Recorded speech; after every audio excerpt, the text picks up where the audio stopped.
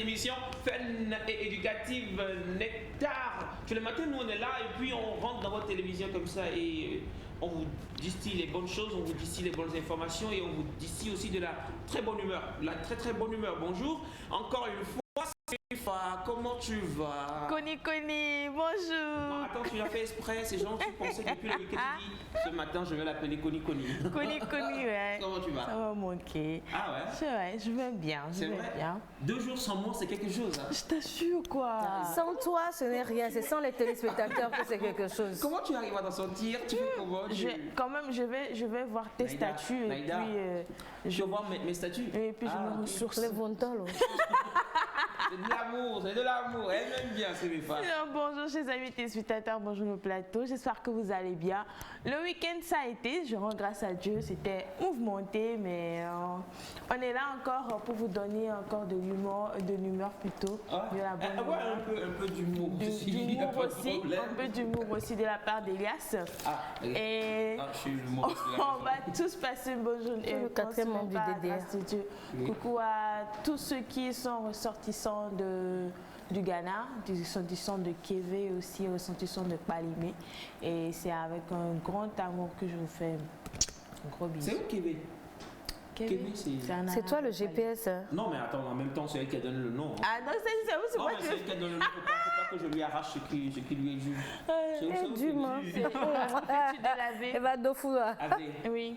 Ah, tu connais Ave, toi? Tu connais Peux-tu de laver?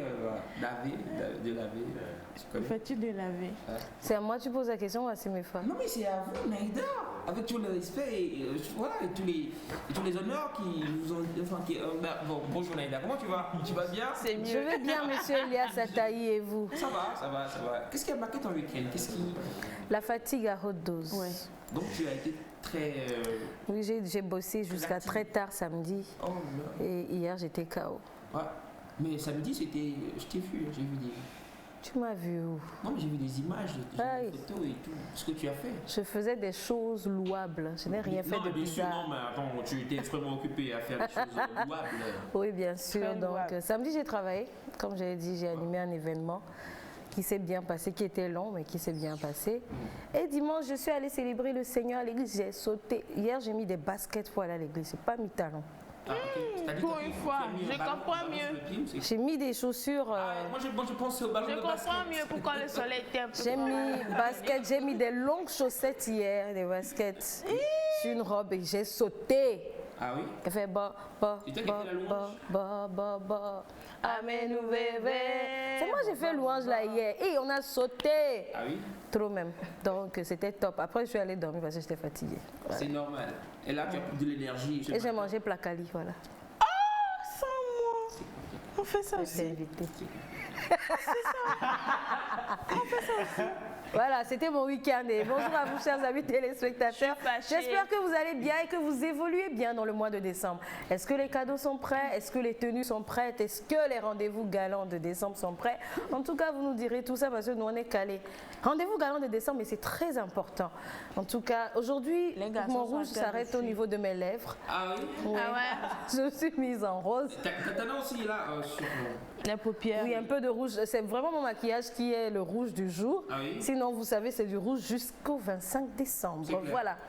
Bon, joyeux Noël à vous et on est ensemble. Parlant de rendez-vous, il y a une question que je vais vous poser. Tu sais, la question que tu sais. Il n'a pas dit bonjour, Félix. Non, mais attends, oui, on viendra à Félix, mais il faut quand même que je parle de la fin, que j'annonce la question avant de continuer. Je suis pas là. Je vois, ça parlait de... Enfin, qui donne le plus de gourmet? Voilà, je suis arrivé. Ça parlait entre-temps d'hommes mariés, de jeunes, célibataires, entre les deux, qui est le plus propice à donner du gourmet en termes de pourcentage. Propice. Ouais,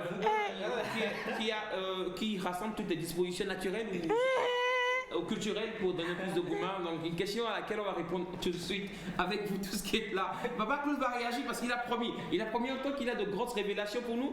Et voilà, j'ai hâte de découvrir ce qu'il va nous dire. Ah ouais, on sait jamais. On sait jamais. Félix, comment tu vas? Bonjour. Ça va bien. J'espère que vous allez bien. À chaque fois quand je te vois, enfin, dans cette chemise, je pense à Hawaï. Non, à Cara. Vacances, Jamaïque. À Cara, oui. Ah, je vous ai eu, hein. Tu sais ça. Il y a la plage à Cara. Fleuve Cara. C'est cocotier là-dedans. Fleuve Cara. Fleuve Cara. Fleuve Cara. Il y a un cocotier au niveau du fleuve Cara. Non, il n'y a pas cocotier, mais bon, tu te dis dans la... Tu sais, quand tu vas aller à une plage à Cara, c'est dans la tête. Tu connais même bien le fleuve. Tu débarques au fleuve, tu dis c'est la plage. Même quand on veut t'aider, tu ne veux pas. C'est une question, mind. Sorry, Blair. Sarah, Ne croyez pas, c'est pas grave. Je salue la population de Cara. Et nous nous excusons d'ores et déjà pour les déboires d'Elias.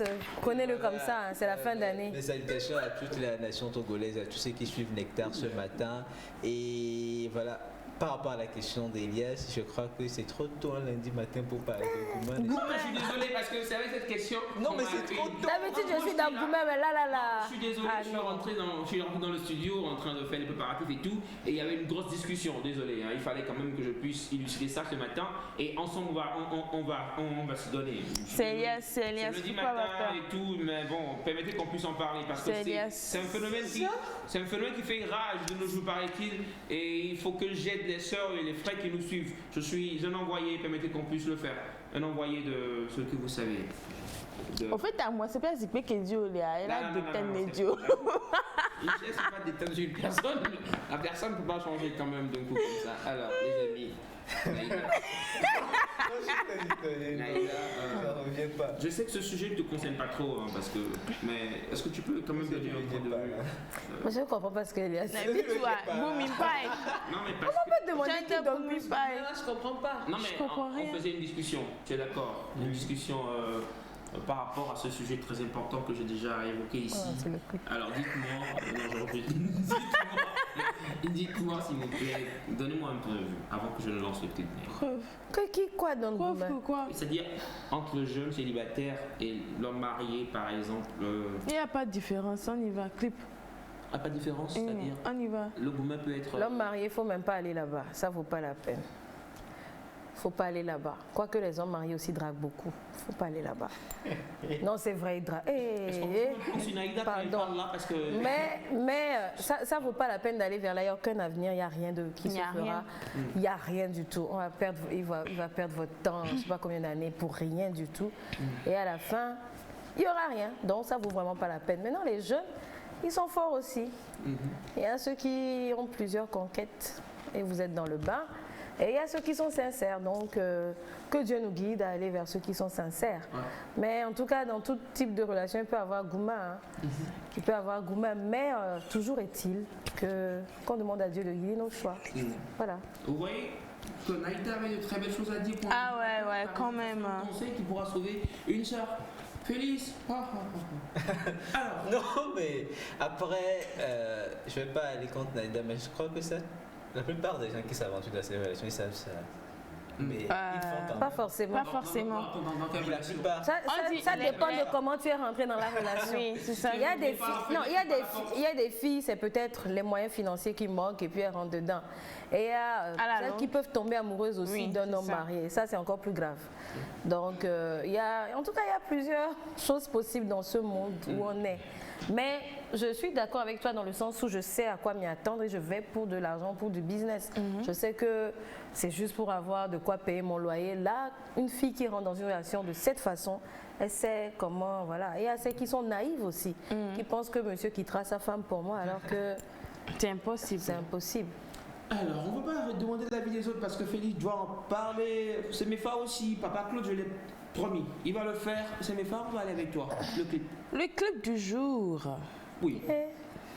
Comment tu annonces le résultat? Virgule. Candidats et candidates, bonjour. Le clip du jour nous vient de Sakison the King. Je ne sais pas ce que Félix a écrit là. En featuring avec Rosine A et B. Le titre c'est Ewe. Elias, c'est quoi ton...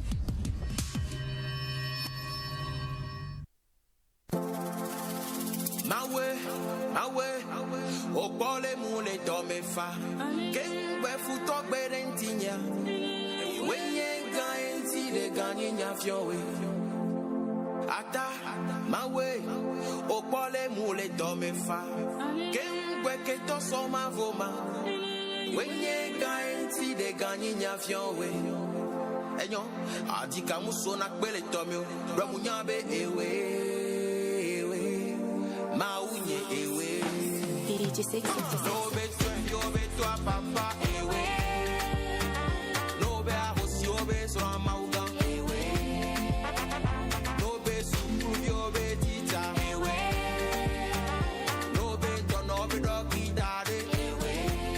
O bale mule do me fa. Tanke futo gede tinya. Ewe geda enti de ganye nyamyawe. O bale mule do me fa. Tanke keto gede tinya. Ewe geda enti de ganye nyamyawe. Crosby, let's go. Wela, wela, wela, maunye ewe. Lucio meto, ni matemble ode. Lucio ne wana ma, numeli maple maunye. Nyema kogbele ma, ana kwedo dati ko. Mukanu sekweto lawo maulina. Bobode, akwe komando bobode. Bobode, akwe komando bobode. No betwe, yo betwa papa ewe. No be arrosi, yo be so amauga ewe. No be supru, yo be tita ewe. No be ton, no be doggy daddy ewe. Okay. Obe wacho gbe ye Fiona tonko. Papa, baso kojo amenam. Lori kia me vado vonvo. Akbeton la ibo batro suru vonvo. Ame osobe nyame na confiance tableau. Nenyona yoki benyona. Eya wacho me tolevo. Anu azoki akakwe vo asalorwa. Hypocrisie gbogbo. Eso jeniati. Akbeton ugbalo madinde sa for vetu anigba be lori kia di. Enti akule no bide bakbe. Asanfulai. Olawe. Ona kwe meja fe me vela clip. L'autre qu'on a mis à Sim Canyon. Et l'enwadama kotole losi. Saki son the king. Mba kotole ziadi. Takwe, Rose A. Wala di la ble o kaka, bon ma o malo o. Agbetore mdon se la ni banji olo. Bede. Wala di la tron. Ba won mate monale mo. Ma o gane benyala mebe ma ble midi. Bobode, akpe komando bobode. Bobode, akpe komando bobode. No betwe, yo betwa papa ewe. No be arrosi, yo be so amauga ewe. No be supru, yo be tita ewe. No be ton, no be doggy daddy ewe.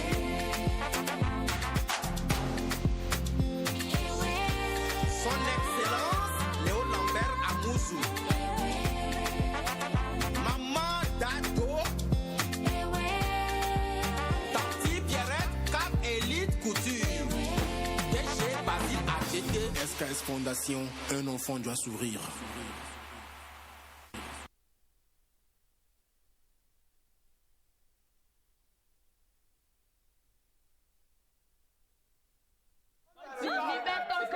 C'est Je pas remercie l'artiste Rosine A, Rosine B. Voilà, c'est par rapport à quoi? Voilà. C'est par rapport à quoi tu nous Libère parles? ton cœur. La langue du libère ton cœur. Aïda, faut Je dire. parle ici de jeunes femmes, je ne parle pas des Ah, hommes. attends, tu reviens sur le sujet? Je reviens sur le Vous sujet. m'avez dit que c'était trop Et matinal. je vais même élargir le sujet. Ah, vas-y, il faut Je élargir. parle des jeunes femmes en fait. Vous allez demander qui donne plus le gourmet Exactement. entre un homme marié et un homme célibataire. Voilà. Et moi je dis, quand tu es une femme et que tu t'aventures là, soit tu sais ce que tu fais, et je sais qu'il y en a qui sont pas Soit d'accord tu fais avec ce moi. que tu sais. Donc en fait, c'est soit si tu es, excusez-moi, de confession musulmane, Oui. et que tu sais que tu es deuxième, troisième épouse, tu sais, tu es préparé psychologiquement à ce dans quoi tu rentres, tu sais ce que tu fais. Maintenant, si tu n'es pas de confession musulmane et que tu es du genre à être une femme qui veut un homme pour toi, il y a un problème. Après, maintenant, parlons des hommes aussi. Ah. Il y a des jeunes aussi qui vont vers les femmes mariées. Excusez-moi, mais ça existe. On connaît des cas. Ah, mais c'est comme les hommes mariés qui viennent vers les jeunes filles aussi. Mais c'est la même chose, excusez-moi. Exactement. Il y a quelquefois, tu es dans ton coin, tu n'as parlé à personne, et puis un homme marié vient faire coco, voilà, tu es jolie, tu me plais, on peut devenir amis, on commence toujours comme ça, après ça devient haute discussion et tout, voilà. Et c'est pareil aussi pour les femmes mariées. Ah oui. Il y en a qui draguent les jeunes, peut-être quelquefois c'est les jeunes qui draguent les femmes mariées. Donc après, je vais vous demander à vous les hommes, entre femmes mariées et femmes célibataires, qui donnent le plus goût main? Ah, la question va aller là-bas comme ça. Félix, Félix, là, il faut que tu réagisses parce que ça commence très fort ce lundi matin. Je suis désolé quand même, voilà. On devait aller en douce, mais là, voilà. Désolé. Félix. La douce est partie. Ouais, sincèrement. Alors, c'est bon. Félix, la question, tu réponds à laquelle d'abord? À la mienne ou à celle de Naïda? Quoi? Entre les hommes, la femme mariée ou le jeune la fille célibataire? On commence par les messieurs. Je sais pas trop. Ça va, hein. Non, ce que je dis, c'est que donc, juste un point de vue. La polygamie existe. Bien sûr. Et donc, quand une personne s'aventure dans une relation avec un homme marié, c'est possible que ça aboutisse à un mariage. Donc, ça, s'il n'a pas signé, mais ça peut se changer. C'est des choses qui évoluent. Maintenant, est-ce qu'il est prêt à faire ça? Est-ce qu'il est prêt à faire ça pour toi?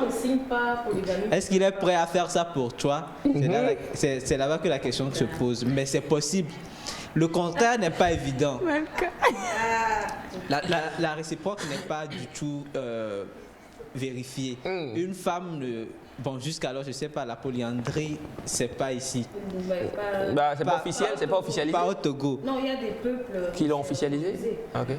Donc, du coup, quand un jeune homme s'aventure avec une femme mariée, il y a deux cas. Soit elle divorce, soit elle te laisse. Et la probabilité qu'elle divorce, c'est très, très, très faible. C'est très, très, très faible. Même chez le monsieur. Même quand elle est prise en flagrant délit, elle va demander pardon pour rester avec son mari. Elle ne va pas dire que bon, je vais quitter mon mari pour toi. À moins que ça soit l'amour fou qui n'existe plus trop aujourd'hui. Donc du coup, dans les deux cas, pour moi, ce qui est important, c'est de savoir ce qu'on fait et d'assumer. Surtout d'assumer. Il ne faut pas venir dire après que je ne savais pas. Dès que tu commences, tu sais que cet homme c'est un homme marié, que tu t'aventures. Il ne faut pas venir pleurer après pour dire qu'il m'a dit qu'il va quitter sa femme et ainsi de suite. De la même manière, quand tu es un jeune homme et que tu commences une relation avec une femme mariée pour je ne sais quelle raison, il faut te préparer à ce qu'un jour elle te dise que je vais me concentrer sur mon foyer, c'était une erreur, c'était un passe-temps. Et il faut accepter, il ne faut pas venir pleurer après pour dire que je le savais. Tout ce que moi je retiens, c'est que nous sommes en décembre et c'est le mois de l'amour, les amis. Voilà. Donc, non, c'est pas le mois de l'amour. Non, mais on s'aime. Non, mais décembre, c'est l'amour. Non, mais décembre, c'est l'amour. Non, mais sérieux, décembre, on se dit que c'est l'amour. On se dit le petit Jésus, l'esprit de Noël et tout ça. Non, c'est le mois de la famille. Il y a l'amour qui... Si tu dis mois de la famille, d'accord. La famille, c'est l'amour. La famille, c'est l'amour, les amis. Donc, aimez-vous, c'est tout ce que je voudrais dire en fait. Aimez-vous et soyez sincères dans l'amour. Soyez très sincères, c'est très important. Bonjour la famille. Bonjour. Gardez toujours vos sourires, je suis tellement content de vous voir comme ça. Un coucou spécial au commissaire Toti, voilà, comme Segbe, au colonel Abalo Patanam et à ma tante Ouro Amao depuis leur position de la part de Richmond. Merci beaucoup. Alors bonjour Nectar. Bonjour.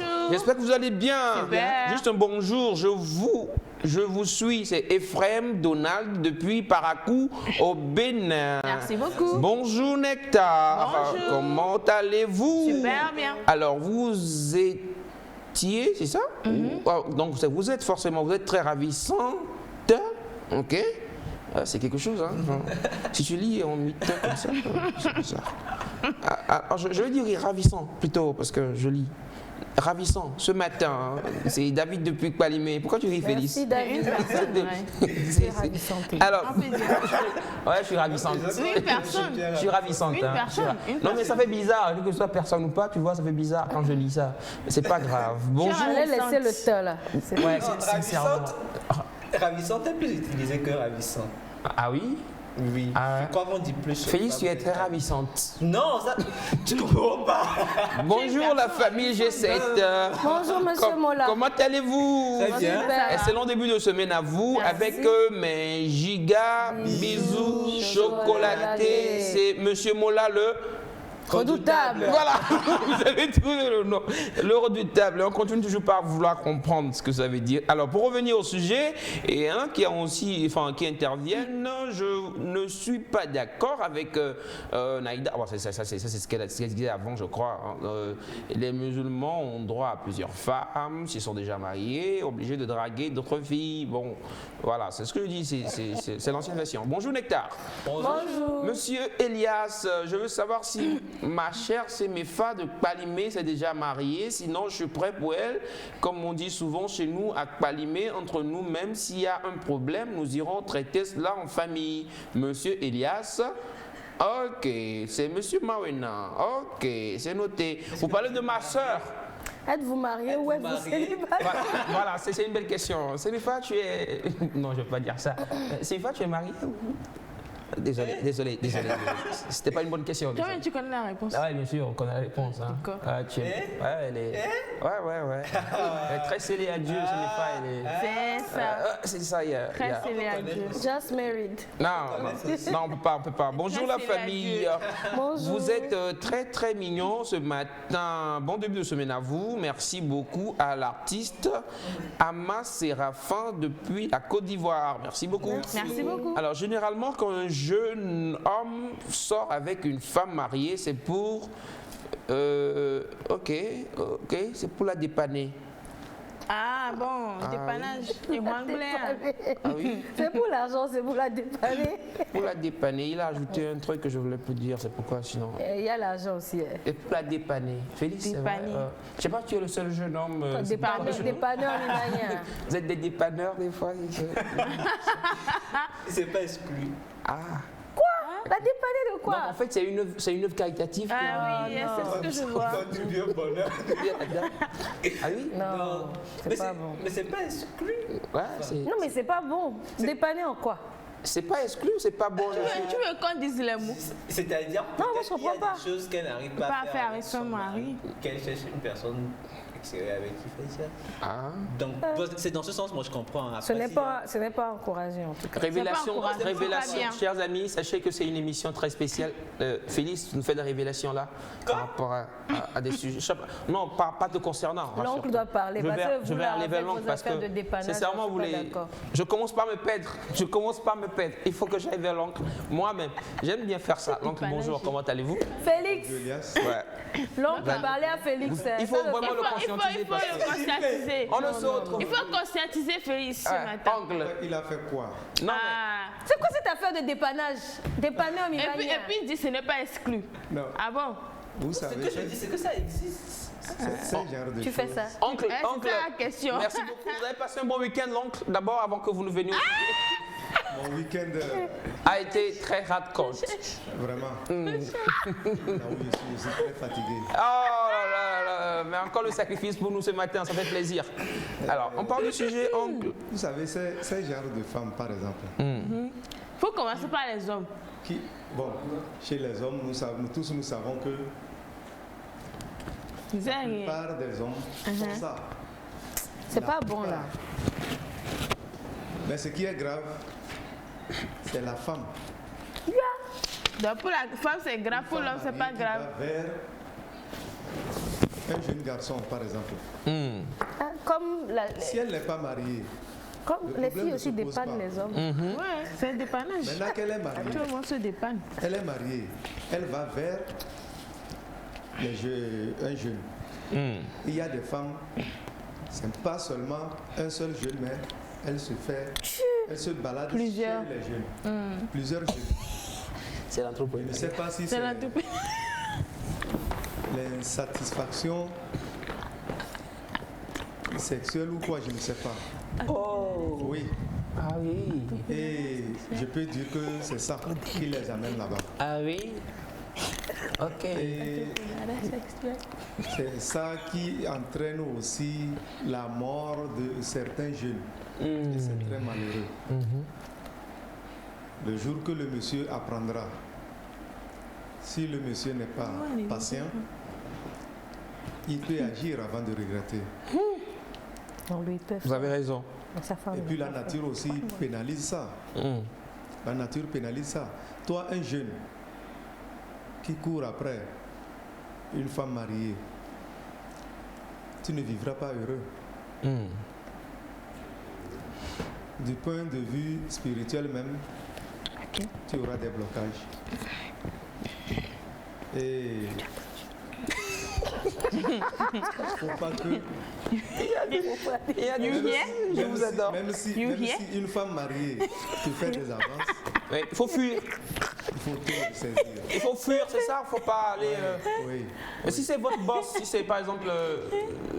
bon. Non, mais même si c'est ta patronne, tu peux refuser. Ok. Tu peux refuser. Je suis désolé, mais même si elle te renvoie du boulot, il faut partir. Oui. Non, mais... Et quand tu saisis aussi les autorités, c'est mes femmes, ça va. On peut l'obliger à te garder. Ah oui, Et dans la Bible, Joseph a fui la femme de Potiphar. Ou bien elle te licencie et puis te dédommager. Voilà. C'est ça. Voilà. Merci beaucoup, oncle. Bonjour la famille. Vous êtes très belle, Tata Naïda. Merci, c'est gentil. Ouais. C'est Élise depuis Toko Casablanca. Merci beaucoup, Élise. Alors, bonjour Nectar. Bonjour. C'est Mopao. Au fur et à mesure au pays. Ouais. Un jeune homme n'a plus le droit de s'approcher d'une femme mariée qui est au foyer. Ok? Le jeune homme n'a plus le droit. Ok, voilà, c'est noté. Merci beaucoup, cher ami. Ouais. Alors, bonjour Nectar. Tout homme.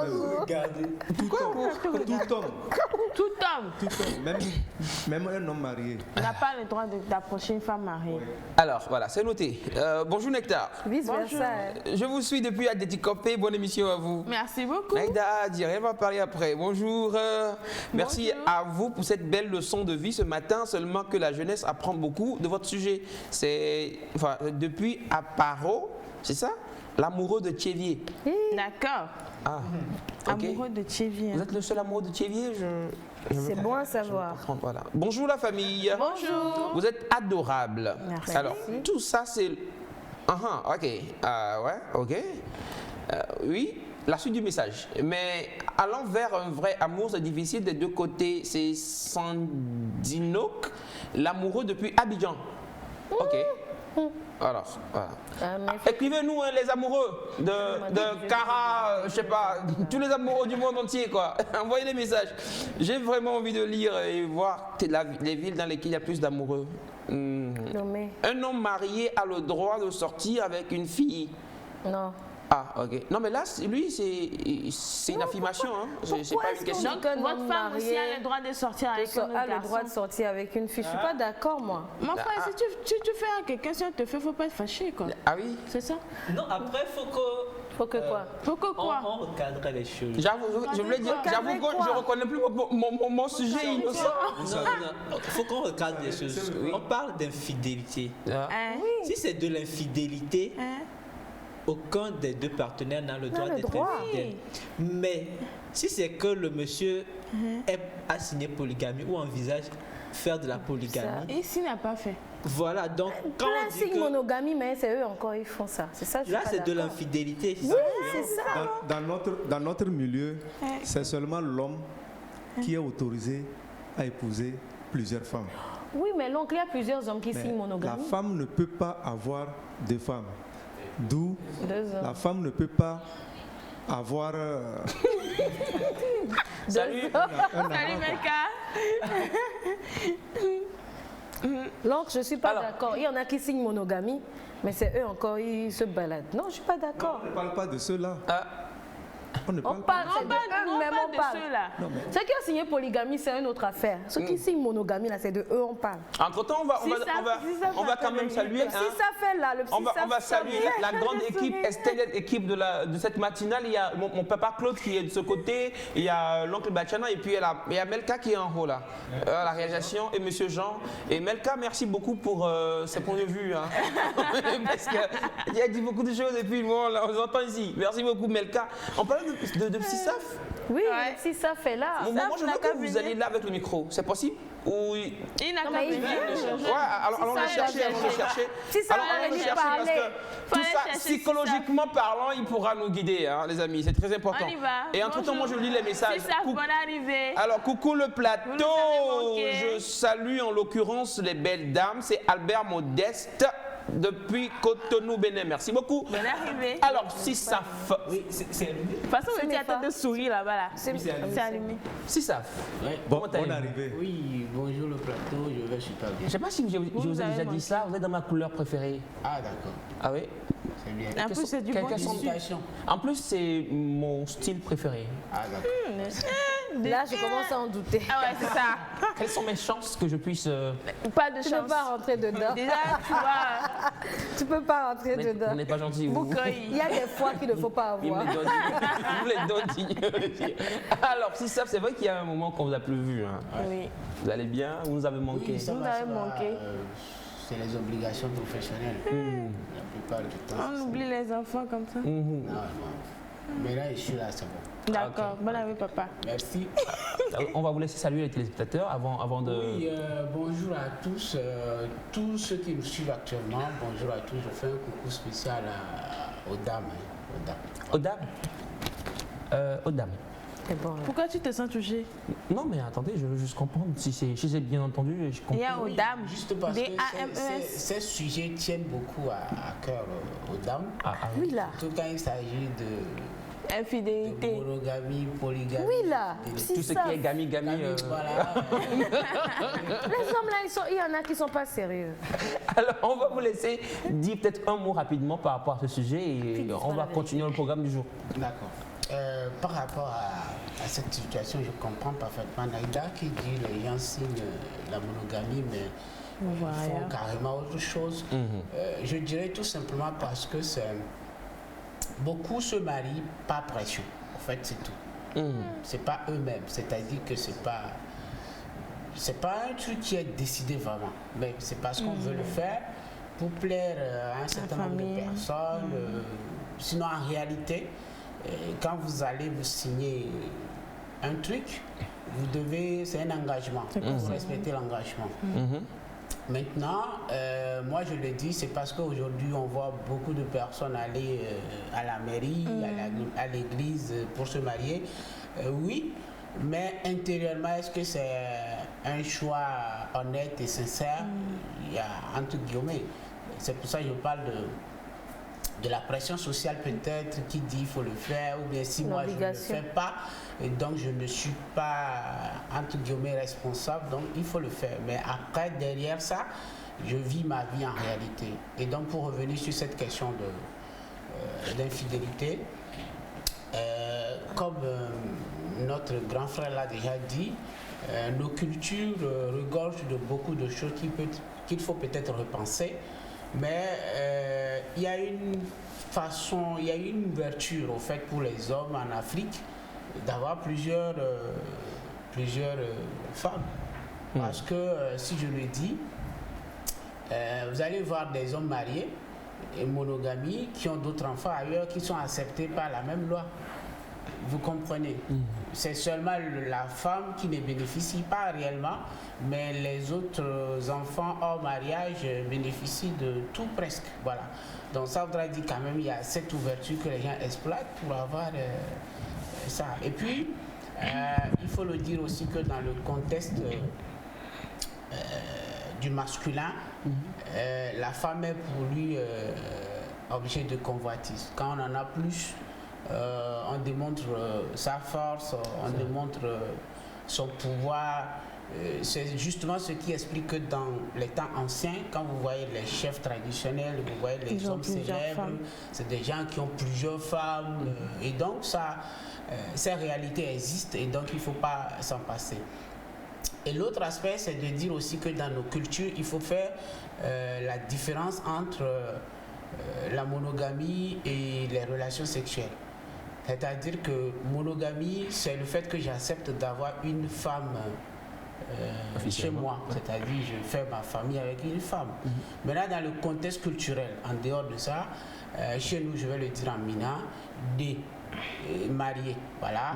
Mais mon ne veut pas dire marié. Moto. Voilà, vous comprenez? Donc les relations sexuelles ne sont pas forcément à aboutir au mariage.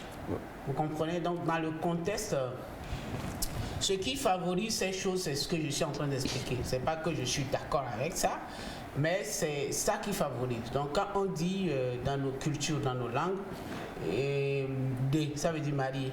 Oui. D'accord? Ouais. Je me marie avec cette personne. Donc j'accepte de faire ma vie avec cette personne. Maintenant, l'autre aspect qui exploite les relations sexuelles, c'est moi. Voilà. Donc, avoir des relations sexuelles ne veut pas dire marier. Donc c'est ça qui aussi donne l'ouverture d'aller avoir une femme chez toi comme femme légale, mais les gens font d'autres relations sexuelles. Voilà. Si ça, c'est pas bon là. Vous savez, Naïda avait une réaction, je m'attendais à... Voilà, oui, c'est pas bon. Puis, voilà, elle a je suis d'accord, mais c'est la réalité. Du moment où ça fait partie de la société, donc, on doit faire avec. Bonjour les amis, bonjour, je suis amoureux d'une femme mariée, elle me donne beaucoup d'argent, vous savez. Alors, je ne peux pas la laisser, je fais comment? Alors, cette question, elle est... La fin, la dernière fois, c'est... La dernière fois, c'est quoi? Bah, il lui donne... Non, la dernière fois... Il fait comment? On n'a pas... Elle lui donne beaucoup d'argent. Oui. Donc, oui, après ça. Après ça, je ne peux pas la laisser. Vous ne pouvez pas la laisser, mais là vous le demandez. Il a déjà dit qu'il ne peut pas la laisser. Peut-être lui dire que c'est extrêmement dangereux. C'est dangereux. Je ne crois pas qu'il dit qu'il est amoureux de cette femme. Moi, je ne crois pas. Mais c'est ce qu'il a dit, il est amoureux. Oui, à lui peut-être de nous dire comment il comprend amour. Parce qu'il a dit quelque part, il y a le côté pécuniaire de la chose. Ouais. Du moment où il y a ça, on ne peut pas parler d'amour. Donc, il faut qu'il comprenne que c'est les intérêts qui le guident. Amour argent. Et donc, si aujourd'hui ces intérêts n'existent plus, est-ce qu'il va parler de l'amour? Je ne sais pas. Donc, de faire extrêmement attention à ce qu'il fait, parce que si le monsieur découvre ça, il est foutu. En tout cas, l'Afrique regorge de beaucoup d'exploits. On peut ne pas t'attaquer physiquement, mais spirituellement, sur d'autres aspects, on peut t'avoir. Ouais. Il y a l'oncle qui l'a dit entre-temps par rapport au côté spirituel, des messages de ceux qui sont venus ici pour confirmer spirituellement, c'est interdit de sortir avec une femme mariée. Voilà, il y a plusieurs messages qui sont venus quand même pour parler du sujet sur lequel nous avons entretenu, un sujet qu'on a improvisé. Naïda, merci.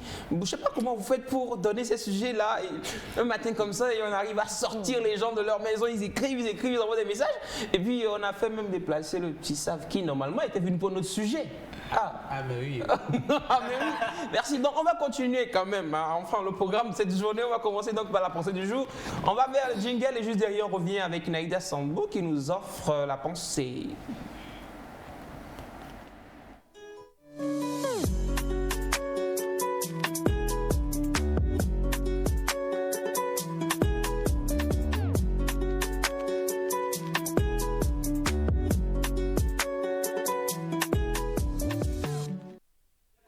Nous allons aller à la pensée du jour, Naïda. Alors, notre pensée d'aujourd'hui est une pensée assez intéressante et je crois qu'il est bon d'avoir le Psy Saf avec nous sur ce plateau. Ah oui? Oui, parce que c'est très psychologique et je crois que le Psy Saf aussi pourra faire un apport quand même énorme.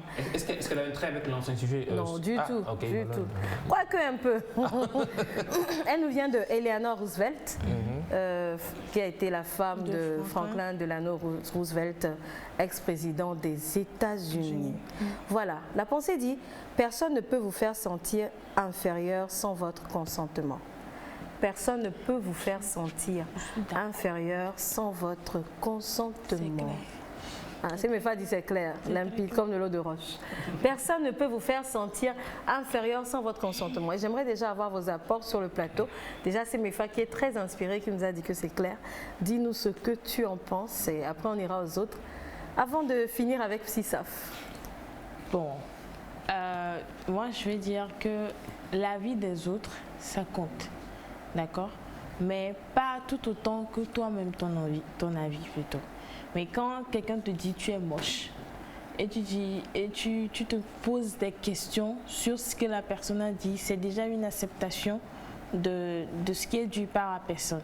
On dit on bénit, on te bénit, mais quoique la bénédiction viendra à toi quand tu l'acceptes. C'est comme ça. Donc si quelqu'un te dit tu es brillante, tu acceptes le fait que toi-même tu reconnais que tu es brillante et puis tu travailles dans ce temps d'idées-là. Mais quand on te dit des trucs comme ça, bon, désolé, mais des fois nos parents nous insultent comme ça parce qu'ils sont énervés.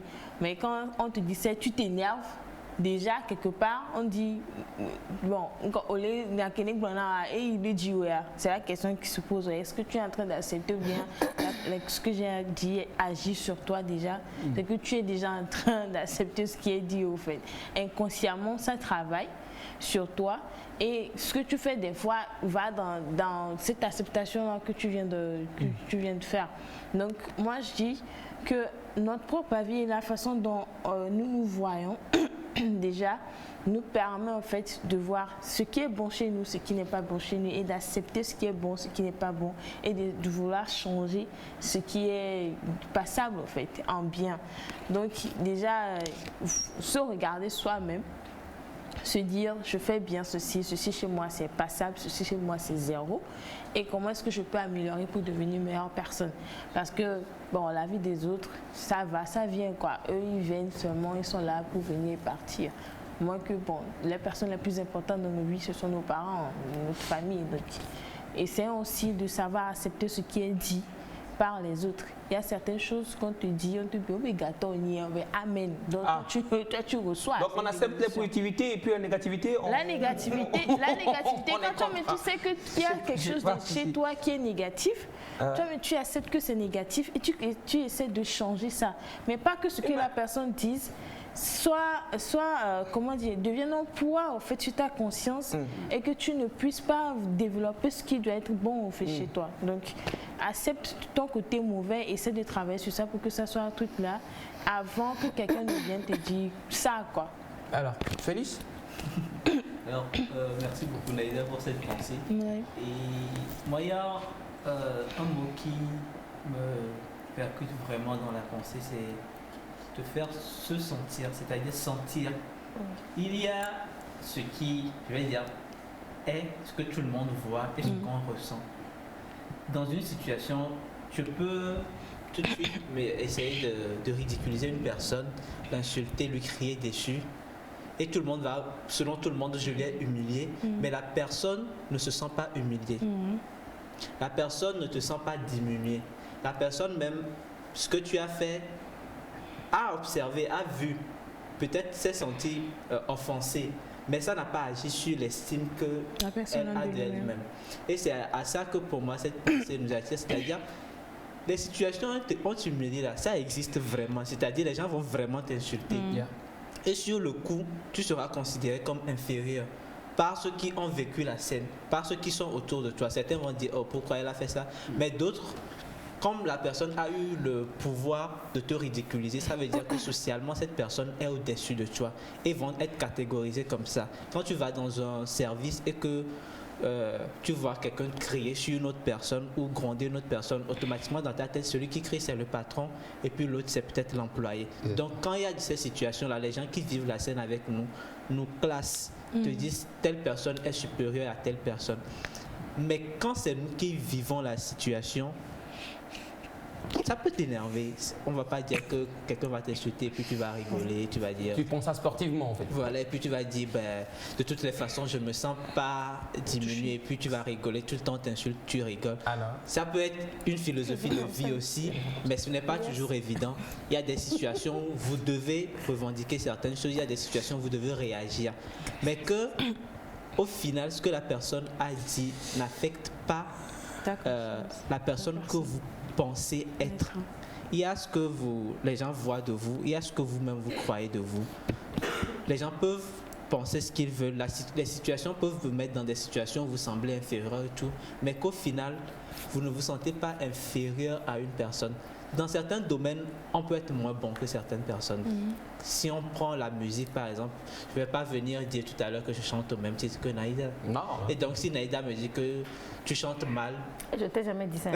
non, c'est un exemple. Non, c'est un exemple. Si Naïda me dit... Je donne un exemple. Si Naïda me dit que tu chantes mal, ce n'est pas faux, c'est vrai ce qu'elle a dit, je chante mal. Et quand on parle musicalement parlant, je suis inférieur à elle. Quelque part, il faut l'accepter. Mais ça ne veut pas dire que la personne personne que je suis est inférieure à la personne que Naïda est. Peut-être sur ce talent-là, elle est supérieure à moi. Ça ne veut pas dire que la personne... Et puis, c'est le fait de se sentir aussi. Des fois, la personne ne t'humilie pas, elle est juste normale avec toi, mais naturellement, toi-même, tu te sens inférieur à la personne. Parce que peut-être tu as vécu des choses, peut-être ton histoire qui a fait, c'est ta personnalité timide qui fait. Et donc, pour moi, l'objectif, ce qu'on doit retirer de cette pensée, c'est d'arriver à se dire que je suis telle personne. Pour moi, je suis ci, je suis ci, je suis ci, et d'avancer. Même si des situations, la vie nous met dans des situations où on semble inférieur par rapport à certaines personnes, ça ne change pas la vie que nous avons de nous-mêmes. Alors, merci Félix. Mais dans la vraie vie, est-ce que tu chantes dans la vraie vie? Tu chantes? J'aimerais bien. Ah, ok. Après, tu vas entendre quelque chose pour qu'on Désolé, on continue avec la pensée. J'aimerais, moi, amener la pensée sur deux côtés. Ok. Handicap, forme physique ou mentale. Il y a des gens, parce qu'ils ont de l'embonpoint, celles qui sont minces dans le réseau, dans le quartier, diront toujours la grosse, la moche, la vilaine. Et il y a certaines qui ont des handicaps par lesquels on les appelle et qui se sentent inférieures. J'aimerais prendre l'exemple de deux personnes. Je prends Go Michel et je prends Jamel Debbouze. Jamel, on sait qu'il a une main, il ne la montre pas, il met toujours la main dans la poche. Je ne sais pas comment elle est, mais certains disent qu'elle est chétive, la main. Mais Jamel, aujourd'hui, personne ne l'identifie réellement à son handicap. On est passé outre cet handicap-là. Quand on parle de Jamel, on ne pense plus à la main, mais on pense à cet homme qui nous fait rire, qui fait le Marrakech du rire, qui a beaucoup d'événements comme ça où on rit très bien, on est content de son humour, qui est d'ailleurs, je crois, le premier humoriste francophone à avoir réussi à faire rire des anglophones. Donc, Jamel Debbouze est passé outre son handicap. Je suis sûre qu'on se moquait de lui enfant. Mais il a réussi à passer outre. Prenons Go Michel. Qu'est-ce qu'il peut voir ce monsieur aujourd'hui et commencer à rire? Vous avez vu comment il... Non. Go Michel aujourd'hui est respecté. Et c'est un monsieur qui ne s'est jamais laissé définir par son handicap. Il y a eu un documentaire, un temps, il a raconté sa vie. Comment il est devenu comme ça, la maladie, il a failli mourir, jusqu'à il s'est dit non, moi je veux faire de l'humour, je veux faire du cinéma. Et comment il a trimé jusqu'à il est arrivé. Et il a même dans le documentaire montré sa femme et ses enfants. Au final, il est passé au-delà de cet handicap. Il n'a pas accepté d'un certain côté qu'on lui dise parce que tu es comme ça, tu ne réussiras jamais à faire ça. Et aujourd'hui, je crois que ces deux messieurs, et il y en a plein d'autres, sont de grands exemples de réussite. Aujourd'hui, tu as de l'embonpoint, on connaît ça dans la société, tout le monde se moque de toi. Tout le monde te dit, oh, tu es trop grosse, oh, tu es trop ceci, ou tu as une particularité physique, ou tu es le genre de personne à beaucoup bosser.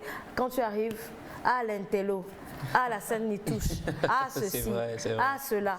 Et quelquefois, on se sent inférieur, on ne veut même plus montrer son talent parce qu'on a peur des moqueries. Excusez-moi de donner cet exemple, mais moi, je me rappelle de mon adolescence, on se moquait beaucoup de moi parce que je chantais bien. Et parce que je chantais bien, j'étais très critiquée et très insultée. Surtout quand on allait, je ne vais pas donner plus de détails, mais...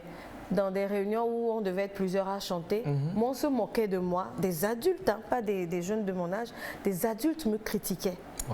Juste parce que je chantais mieux que peut-être leurs enfants.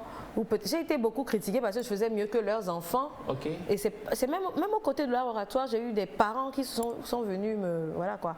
Parce qu'ils estiment que parce que je chante, j'ai plus de chance en art oratoire que leurs enfants qui n'ont pas cette capacité. Mais après, si tu te dis, parce que tel a dit ça, je ne vais plus faire, bah, tu vas rater quelque chose dans ta vie. Si à un moment je m'étais dit, parce que les adultes me critiquent que je chante mieux que leurs enfants, je ne serais jamais allée à la compétition où je suis allée, j'ai gagné. Je n'aurais jamais fait ça. Donc, d'un côté, quelquefois ton talent semble être un handicap. Les gens sont jaloux, les gens t'envient et ils t'identifient à ça, ils essaient de te rabaisser. Ils essaient de... Ça, j'ai beaucoup vécu, je sais que beaucoup de gens aussi ont beaucoup vécu ça. Le fait que tu fais bien, innocemment, ça vient du cœur, mais des gens sont énervés que tu fasses bien et ils te rabaissent. Donc déjà, personne ne peut te faire sentir inférieur si tu ne lui donnes pas la permission. Bien sûr. Après, il y a les situations de la vie. Hier, j'ai assisté à une scène qui m'a beaucoup parlé. C'est un jeune qui s'exprimait. Je suis pauvre, je n'ai pas la vie. Il a dit plein de choses que moi, j'ai pas tout saisi. Et il y a une dame qui lui a dit, mais non, Tu ne peux pas te sentir inférieur parce que tu es né dans une famille pauvre. Moi, je suis née dans une famille pauvre. Aujourd'hui, j'ai quand même réussi ma vie. Si je m'étais dit comme toi, quand j'étais jeune, que je suis pauvre et je n'y arriverai pas, je ne serais pas là. Dis-toi que tu es riche. Cherche un moyen d'évoluer. Parce que cette personne était défaitiste. C'est fini pour moi. Alors que c'est un jeune qui n'a à peine 22 ans. C'est fini pour moi. La vie n'a rien à m'offrir parce que mes parents ne peuvent rien faire pour moi. Donc, on se sent inférieur quelquefois par rapport à l'autre qui passe. Félix a dit, l'autre passe devant toi, il ne t'a rien dit.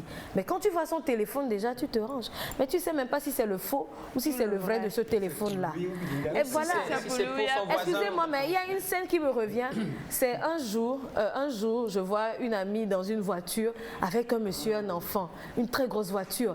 Je me suis dit, mais elle a réussi sa vie. Et moi, j'étais à moto. Alors qu'en fait, c'est le chauffeur, elle est la nounou des parents de l'enfant. Donc, quelquefois, les apparences sont trompeuses et on se sent inférieur par rapport à des gens. Quelquefois, ils ont vraiment réussi. Ouais. Au lieu de s'en inspirer, on accepte le fait que, voilà, parce que j'ai vu ça, alors je suis inférieur à telle personne. Et le mal dans le fait de se sentir inférieur, c'est qu'on se fait du mal à soi-même. On est là, chaque minute, qu'est-ce que tel va dire de moi? On ne veut pas sortir. Si je sors, on va se moquer de moi. On n'arrive plus à saisir les opportunités. On n'arrive plus à aller de l'avant. Donc, c'est vrai que quelquefois on fait des remarques, on nous dit des choses, il faut les prendre en compte, mais ces complexes d'infériorité-là, ça nous pourrit la vie. Et si ça fait mieux indiquer, je crois que l'oncle Bachana aussi aura quelque chose à dire par rapport à ce sujet-là. Si oui, Félix, rapidement. Avant, je voudrais revenir sur le consentement. La fin de la citation dit sans ton consentement. Et ce que je souhaiterais que le PSISAF aussi aborde sur TFC, c'est que on accepte sans s'en rendre compte. Oui. C'est-à-dire quand la situation se passe, je ne sais pas s'il y a un processus inconscient, mais très rapidement, enfin, il y a des gens qui acceptent plus vite que d'autres. Il y a d'autres, dès qu'on lui dit ça, c'est que toute sa vie, il va dire que c'est Naïda, je donne un exemple, c'est Naïda qui est une grande chanteuse et Naïda m'a dit que je ne chante pas bien. Donc toute sa vie, elle va dire, Naïda m'a dit que je ne chante pas bien, donc je ne chante pas bien. Tu donnes beaucoup cet exemple-là, ce matin. Okay, Elias, c'est pour ça qu'on a parlé de chant récemment. Elias, c'est un grand rappeur et comme c'est Elias qui m'a dit que je ne chante pas bien, c'est que je ne chante pas bien. Et c'est peut-être, c'est pas exactement ce qu'Elias a dit, hein, mais c'est ce que lui il a compris. Et il va répéter ça toute sa vie, genre vraiment toute sa vie. Hein, et il va penser toute sa vie qu'il est inférieur parce que, ou bien tu as participé à un concours et tu as été deuxième, et toute sa vie tu vas penser que le premier est meilleur que toi. Il y a plusieurs concours, même le dernier est devenu star et le premier n'a rien foutu. Voilà, je me demande plein comme ça. Par quel processus on accepte ces choses-là? Comment ça se fait et comment, à quel niveau on doit dire? Alors, quand est-ce qu'on doit dire non, ça je ne veux pas? Quand on dit ça en même temps, ou bien tu vas rentrer chez toi, repenser la situation. Genre, comment ça se fait? On va lire un message. On va lire un message avant de donner la parole au PSISAF parce qu'il a plein de questions comme ça, hein, Félix, là, pour vous. Bonjour, j'aimerais donner un apport sur la pensée du jour. Moi, c'est Eliakim Zamora. Alors, ça veut tout simplement dire, la pensée donc, que tu es la seule personne à décider de qui tu es. Et donc, si quelqu'un t'attend avec ces mots, c'est justement parce que tu lui as donné l'occasion de le faire. Bref, la personne la plus importante dans la vie, c'est toi-même. Il se nomme Coach Zamora, la personne qui a écrit. Merci beaucoup, Coach Zamora. Et plein de messages comme ça. Mais permettons quand même que le PSISAF donne son point de vue. Oui, et merci pour la pensée du jour. Je pense que la dernière intervention résume tout. Hein. En fait, quand on dit tu vas pouvoir quand quelqu'un te ridiculise ou te montre que tu es inférieur, ça viendra de toi, c'est exact. C'est le fait que, oui, dans des situations, il y a des remarques, il y a des humiliations qui sont là, ouais. Et il est difficile de pouvoir accepter cela. Ou parfois on finit même par accepter. Comme l'a dit Félix, il y a un processus mental qui se met en place tout de suite. À chaque événement, à chaque situation, il y a un processus mental qui se met en place. Et donc, qu'est-ce que la pensée voulait nous dire? C'est juste de prendre du recul. C'est-à-dire qu'il faut savoir faire des barrières par rapport au jugement. Il faut toujours placer des masques, des barrières pour que le choc soit moins. Et vous ne serez que vous lorsque vous le décidez vous-même. Personne ne fera de vous ce que vous êtes ou vous souhaiterez être. Les autres vont penser, ils vont dire des choses sur vous, mais vous resterez vous-même. Vous êtes unique à vous et personne n'est comparable à vous, quoi. Donc c'est justement pour cette raison il faut toujours avoir cette capacité d'avoir le recul là, c'est-à-dire de l'espace, pour que tout ce que les gens nous disent ne puisse pas véritablement nous atteindre au fond. Il y a des jugements qui sont parfaits, c'est-à-dire ce que la personne dit, tu sais que c'est vrai, c'est juste. Il n'a pas menti sur vous, ou bien ce qu'il a fait, c'est dans des situations tout à fait normales que ce que la personne a dit est vrai. Mais quand vous prenez du temps pour réfléchir, vous devez comprendre que c'est vous, c'est pas lui. Vous comprenez? Quand je donne l'exemple, par exemple, des handicaps, des situations, des personnes en situation de handicap et autres, la plupart du temps, comme on le dit, les gens ne vont jamais vous donner vos qualités. Ils ne vont jamais accepter vos qualités. La plupart du temps, on ne critique que ce qui n'est pas bien. Et il est difficile de voir quelqu'un vous dire « Ah, tu as bien fait ». Parce que les gens sont là, ils sont prêts à vous dire que ça, c'est mauvais. Et donc, vous aussi, vous finirez par accepter que vous êtes mauvais. C'est ce que je disais. Donc, c'est un processus mental. Et ce processus mental déclenche en fonction des personnalités. Vous voyez, la personnalité aussi en jeu. Il y a des personnes qui sont des personnes dépendantes. C'est-à-dire qu'ils attendent que quelqu'un leur dise quelque chose. L'approbation des autres pour agir. Même s'il a la réponse, il doute encore. Il attend que quelqu'un lui dise c'est bon. Ou bien il va toujours aller vers quelqu'un pour que la personne donne son point de vue. Et la plupart du temps, il se peut que lui-même sa réponse soit meilleure, mais du moment où quelqu'un est venu influencer sa réponse, il modifie sa réponse. Donc c'est aussi en fonction des personnes et de la personnalité. Et donc la pensée du jour vient nous dire que nous devons prendre en compte les remarques, mais il faut toujours avoir cette barrière-là, d'être vous-même. C'est comment en fait? Quand on parle de barrière, c'est qu'il y a certaines choses. Voilà, je donne un exemple. Je prends un enfant en situation de handicap. Je prends un trisomique par exemple. On sait qu'il ne peut pas aller à l'école. On sait qu'il ne peut pas avoir des grands diplômes comme tout le monde. Mais ces enfants en situation de handicap ont des aptitudes autres que l'aptitude intellectuelle. Est-ce que vous comprenez? Donc si vous lui demandez d'aller à l'école, il n'aura pas un résultat. Mais tout de suite, si vous lui demandez de savoir laver les assiettes, il va le faire.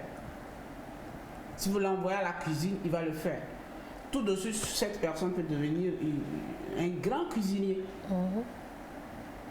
Vous comprenez? Mais si vous lui dites allez me faire les mathématiques, il ne peut pas parce qu'il a cette situation intellectuelle qui le bloque. Il ne peut pas faire des situations, des abstractions, il ne peut pas. Mais quand on lui dit lave les assiettes, prépare à manger, il va le faire. Donc chaque personne a en lui son génie. Et ce génie, c'est en fonction des matières ou des fonctions. Voilà. Donc, quand l'autre est bon en mathématiques et que l'enseignant vient, débarque à l'école et puis ben, les filles, ils commencent par donner les noms, à donner 0. Ils donnent les noms, ils disent 0, nul, médiocre. Ça touche les sensibilités. Ça frustre beaucoup de personnes. Mais c'est juste parce qu'en mathématiques, il n'a pas réussi. Ça ne veut pas dire qu'en dehors des mathématiques, il ne peut pas avoir d'autres capacités et l'exploiter. Donc, il y a des gens qui sont très bons pour nettoyer, mais il y a des métiers de technicien de surface. Ou toi qui es bon en mathématiques, tu ne peux pas le faire. Et donc, si cette personne qui est technicien de surface ne vient pas nettoyer ton bureau, tu ne feras pas tes maths. Tu ne feras pas tes génies. Donc c'est au fait la complémentarité. Donc c'est pour dire que vous resterez vous-même, vous prenez en compte ce que les gens diront de vous, mais il faut créer la barrière là, il faut créer cette distance là pour faire du recul et être vous-même. C'est tout. Créer la barrière, créer le recul, être vous-même. Là-dedans, on rappelle la pensée pour qu'on puisse... Alors la pensée, je rappelle qu'elle nous vient de Eleanor Roosevelt et elle dit « Personne ne peut vous faire sentir inférieur sans votre consentement. Personne ne peut vous faire sentir inférieur sans votre consentement. Voilà. Je voudrais bien prendre l'avis de l'oncle avant de conclure parce que voilà, le temps il est tout parti contre nous, mais oncle va peut-être glisser un mot et Naïda fera la conclusion. Rapidement. Oui. Lorsque toi-même tu donnes l'occasion à quelqu'un, la personne va te faire sentir inférieur. Mais la première fois, si tu n'as pas pu l'empêcher de te faire sentir inférieur, ressaisis-toi et ne lui donne plus la chance de te faire sentir inférieur. C'est qu'il a eu une faille. Quand tu te ressaisis, tu verras la faille et plus jamais il n'aura pas cette faille pour te faire sentir inférieur. Merci beaucoup, oncle. Merci beaucoup pour votre intervention. C'est vrai, je vous laisse en thème, mais bon, on va. Non, mais attendez, chacun a ses rêves et ses ambitions et voilà, je vous laisse en thème. Mais tu conclut. Alors pour conclure cette pensée d'Eleanor. Oui, voilà. Et non, mais Naïda, désolé, je suis désolé, Naïda. Pas ton problème. Un peu de thème, quoi, tu vois. Voilà. On peut dire. Il fallait ça.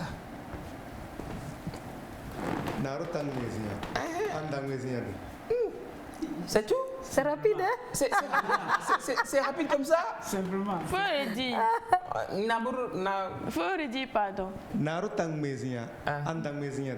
Félix, répète s'il te plaît rapidement. Tu sais que Félix ne peut pas. Il ne se sent pas inférieur, mais il ne peut pas. Il ne peut pas. Et Naïda, on va donc conclure avec un mot. Pour conclure, je crois que chacun a touché un aspect de cette pensée de Eleanor Roosevelt. Et comme le dit le psy Saf, il faut mettre des barrières. Prendre du recul. Quand vous recevez un choc comme ça, ou quelqu'un vous dit quelque chose, jaugez-vous. Est-ce que c'est vrai? Et si c'est vrai, ça ne veut pas dire que je suis inférieure. Ça veut juste dire que je dois travailler à changer ce qui n'est pas bon. Mais si vous avez bien fait que cette personne est jalouse et qu'elle vous insulte, mettez une barrière, que ça ne vous atteigne pas. Et j'aimerais parler aussi de la conduite. Comment on insulte les gens sur la route. Je ne sais pas si on insulte plus les femmes que les hommes. C'est vrai, c'est vrai. Ces signes-là qu'on nous fait, vous comprenez? Ouais, c'est pas voilà, on ne va pas se sentir inférieur parce que toi, tu ne connais pas le code et je suis dans mon droit. Exactement. Et parce que tu n'es pas content, tu insultes. Bon, bref, c'est une petite parenthèse. Je vous laisse lever ça. Non, ça m'énerve. Désolé, Naïda. Non, je me fais trop insulter sur la route ces derniers temps. Là là. Pas parce que j'ai mal fait, mais parce qu'il y a des messieurs qui ne sont pas très contents. Du coup, ça ne va pas te faire sentir inférieur. Cette personne ne te connaît pas. Qu'est-ce qu'elle sait de toi? Donc il y a aussi des inconnus qui nous insultent, mais attendez, ils ne vous connaissent pas. Donc à chaque fois, prenons du recul. Est-ce que j'ai mal fait? Si j'ai mal fait, je me corrige, mais ça ne veut pas dire que je suis inférieure à qui que ce soit. Voilà. Du tout. Donc voilà. Merci Joyeux beaucoup. Noël à vous. Moi, je suis dans Joyeux Noël à fond. Tu nous as pas dit ça? Moi, j'ai dit ça le matin. Maintenant, c'est Joyeux Noël à fond. Tu as dit, non, tu es en rouge jusqu'à Noël. Mais aujourd'hui, c'est mon maquillage. Une signature est là, c'est Joyeux Noël à chaque fin de phrase. Oui, c'est important. Le Père Noël doit tomber cette année. Tomber. Dans la cheminée. Tu ne vois pas le rouge sur elle? Non, mais oui, je vois de rouge. Je vois de rouge. Ouais, beaucoup de rouge d'ailleurs. Merci Naïda. Ouais, voilà. Merci beaucoup et merci pour les interventions. Ça fait beaucoup plaisir. Et puis voilà, tout est dit. On va pas trop rajouter. Ce qu'on va aller faire plutôt, c'est aller avec le jingle. On revient juste derrière. Cette fois-ci, Monsieur Saf va nous parler du sujet pour lequel il est là. Enfin.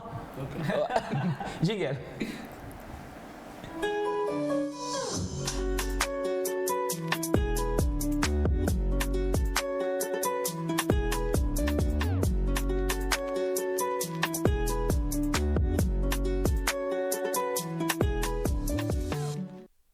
Psychologue Saf, nous allons aborder un sujet aussi très important. Alors, c'était la journée internationale, le 1er décembre. Voilà, c'est vrai que nous n'en avons pas trop parlé ici au plateau, mais aujourd'hui, nous allons vraiment parler de cela, essayer de faire la situation, de faire le point sur cette maladie. C'est vrai qu'on en parle très peu de nos jours, avec l'avènement de d'autres virus qui ont fait tellement de ravages aussi. Mais le sida continue toujours pas tuer. Si Saf, nous en parlons avec vous. Déjà, avant que Psysaf ne parle, Psysaf est psychologue. Oui, il est psychologue. Ouais. Il est psychologue, mais je sais qu'il est spécialiste aussi de... Non, dites-nous tout, ouais, sincèrement. Merci beaucoup. Faites des révélations. Je dirais que je suis psychologue, mais je suis dans la prise en charge des personnes vivant avec le VIH. Ah, ok. Et donc, voilà, c'est tout. Je ne peux pas dire beaucoup de choses. Ah, donc vous avez plusieurs casquettes? Oui. Ok, sur une tête. Voilà. Ça arrive. Alors voilà, donc la question que je vais poser en temps par rapport à cette maladie qui continue. Oui, il faut le dire que l'infection au VIH existe toujours. C'est bien vrai que depuis un certain temps, on n'en parle pas trop.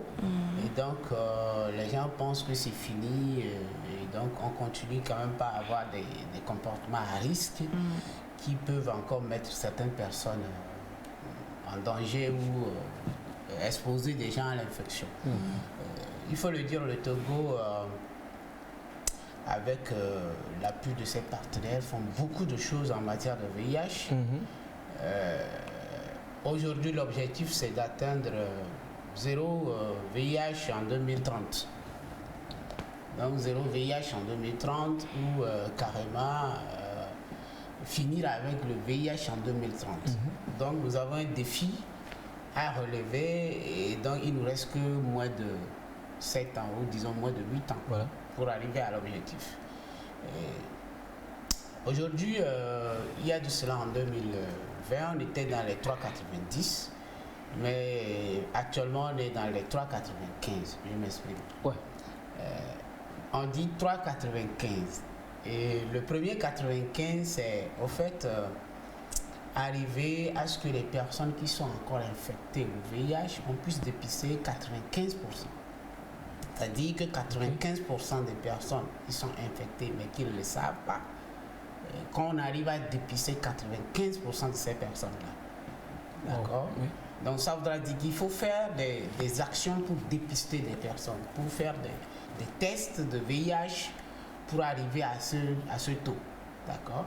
Donc sur 100, il faut si par exemple on a 100 personnes qui sont infectées mais qui ne le savent pas, donc il faut qu'on arrive à dépister dans les 195 pour pouvoir arriver à un taux de dépistage élevé. Donc il y a beaucoup d'actions qui se font, des dépistages de masse, des propositions systématiques à chaque fois que vous arrivez à l'hôpital, des femmes enceintes qui sont automatiquement dépistées. Tout ça fait partie du premier 95. Donc, vous arrivez à l'hôpital avec une infection, quand on voit un peu, on pose des questions, on voit que le screening du risque est fait, l'évaluation du risque est fait, on voit que tu as couru des risques et tout, on te propose le test au VIH. Et pour voir si tu as couru des risques et si le risque est effectivement là. Les femmes enceintes, ça c'est automatique dans le bilan, on le met, voilà quoi.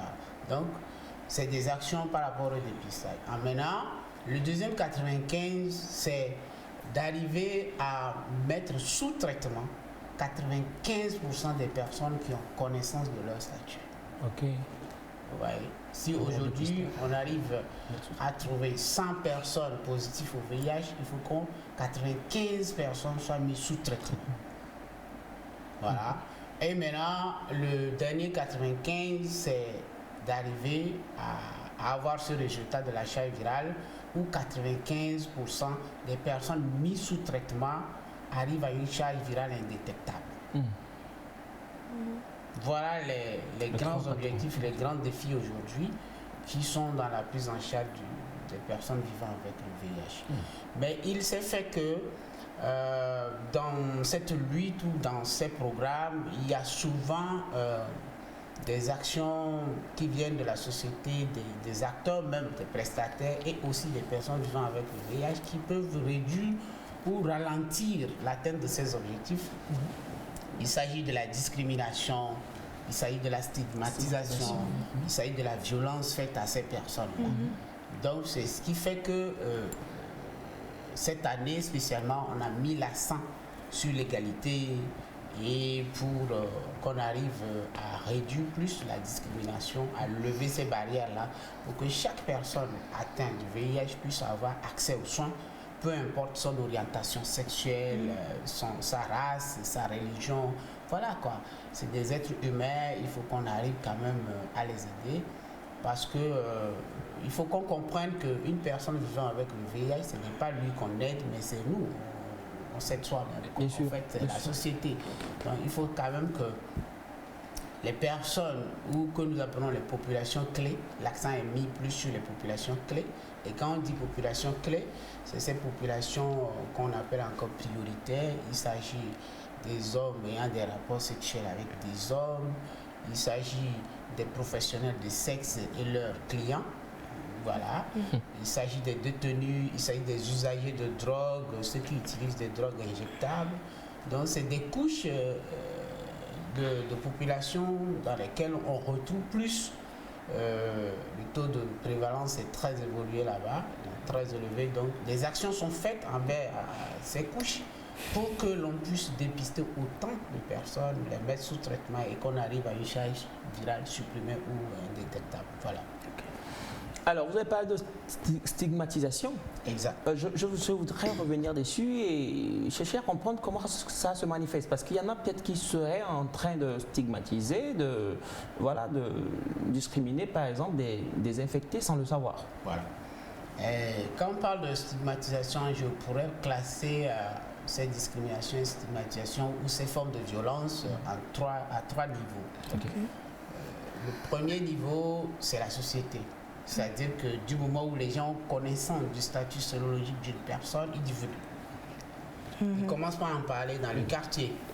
Et puis, il y a même des fois, on nous revient en nous disant que ma famille ne veut plus que je touche les assiettes, les gens ne veulent plus manger avec moi. Quand je viens et que les gens sont assis quelque part, tout le monde s'en va. Donc, c'est des formes de discrimination, de stigmatisation, où la personne vivant avec le VIH est touchée, très touchée, très frustrée et c'est blessant. C'est-à-dire parce que je sais que ma soeur est séropositive, donc je n'accepte que ma soeur touche à mon enfant par exemple. On s'amuse avec les autres enfants. Donc vous voyez. Et pire encore, il y a des enfants dans cette situation. Il y a des enfants de tous les âges qui sont séropositifs et des gens les chassent parce que cet enfant est venu s'amuser avec d'autres enfants. Voilà. Donc il y a ces formes de stigmatisation qui sont là dans la société. Il y a des gens, parce qu'ils ont connaissance du statut sérologique d'une personne, ils divulguent. Et à un moment, nous, on les kilo. Donc c'est des propos que les gens disent qui véritablement ne nous aident pas à avancer dans la lutte contre le VIH. Parce que ces personnes se replient et ne veulent même pas aller vers les hôpitaux parfois. Parce qu'il va dire, arriver peut-être que je vais peut-être avoir une connaissance à l'hôpital, donc je préfère rester à la maison et tout. Maintenant, ça c'est au niveau de la société et tout. Maintenant, il y a aussi des formes de discrimination au niveau des prestataires, nous les prestataires. Voilà, quand je dis prestataire, c'est le corps médical, c'est tout ce qui est paramédical qui intervient dans la prise en charge. Il y a parfois certains de nos propos qui n'encouragent pas véritablement la lutte. Vous arrivez à l'hôpital et on va vous dire vous voyez, pourquoi vous demandez à ce qu'eux ils soient d'abord là. Automatiquement, les gens vont penser que donc ils ne se sentent pas au même titre que les autres. On doit servir tout le monde, peu importe son infection. On ne peut pas dire à quelqu'un parce que lui, il est infecté au VIH, donc d'attendre et puis les autres vont passer. Non, pas du tout. On sert au fur et à mesure, c'est-à-dire c'est en fonction du premier arrivé. Voilà. Et puis, vous allez arriver dans certaines structures sanitaires où aujourd'hui, il faut le dire que beaucoup d'efforts sont déjà faits dans ce sens. Mais il reste encore où on doit le doigt, on dit oui, les fous. Donc il y a des endroits bien connus où quand tu vas vers là, on se dit que tu es séropositif. C'est pour cela que tu es allé vers là. Donc c'est des formes de stigmatisation. Il y a même certains de nos propos même. Et il y a il y a des trucs que nous-mêmes, les prestataires, nous disons, nos comportements, même nos façons de les aborder. D'autres qui sont assis sur les bancs comprennent en même temps que lui a un problème différent de moi. C'est aussi ça. Et il y a aussi l'autre forme de discrimination, d'autostigmatisation que la personne infectée lui-même se fait. Il s'auto-stigmatise. C'est-à-dire, je donne un exemple, je suis prestataire, je suis avec mes amis, par exemple, on est là, on cause, et mon bénéficiaire passe. Vous voyez? Et donc, il va se dire dans sa tête, est-ce que tu n'es pas en train de parler de lui aux autres? Il s'auto-stigmatise en même temps. Et si peut-être demain, il a reconnu quelqu'un parmi vous, qui demain, quand il passe, la personne le regarde d'une manière... C'est sûr que lui avait dit quelque chose. C'est pour ça, quand je suis en train de passer, il est en train de me regarder comme ça. C'est des formes d'auto-stigmatisation. Donc, tous ces trucs, il faut qu'on mette l'accent sur ça, que l'infection au VIH, c'est une infection tout comme les autres, et c'est pris en charge jusqu'à ce qu'on arrive à stabiliser, d'accord, l'infection, et les personnes vivent bien. Donc il n'y a plus question aujourd'hui de dire lui il est infecté au VIH, donc il ne doit pas manger avec moi, il ne peut pas dormir avec moi, il ne doit pas toucher à mes assiettes, et ainsi de suite. Non, on doit dépasser cela. On va laisser Naïda quelques questions. Oui, moi j'ai une question par rapport à quand on parle de stigmatisation. Comment se fait le processus quand la personne le sait? Comment ça se fait que beaucoup de personnes en fait dans l'entourage le sachent? Voilà. On sait qu'il y a des parents, ils ont transmis ça à leurs enfants. Surtout quand on parle des enfants. Mais comment se fait que tout le monde sait que ces enfants-là ont ça et que ces enfants soient traités comme ça? Est-ce qu'il n'y a pas une part de secret? Est-ce que c'est la personne qui en parle trop? Ou est la fuite? Parce que normalement, ce n'est pas quelque chose qu'on va dire comme ça. Ça me rappelle un débat qu'on a eu avec le CISAF ici au plateau par rapport aux jeunes mariés avec le pasteur. Est-ce qu'ils doivent... Voilà, je ne parle pas trop. C'est pour le dire que c'est des responsabilités partagées. Et comme je l'ai dit, il y a des prestataires qui peuvent en parler. Voilà. Il y a aussi des gens de la communauté. Par exemple, si je donne des cas des orphelins, c'est peut-être la tante qui l'a amené. C'est peut-être un parent proche qui l'amène. Vous comprenez?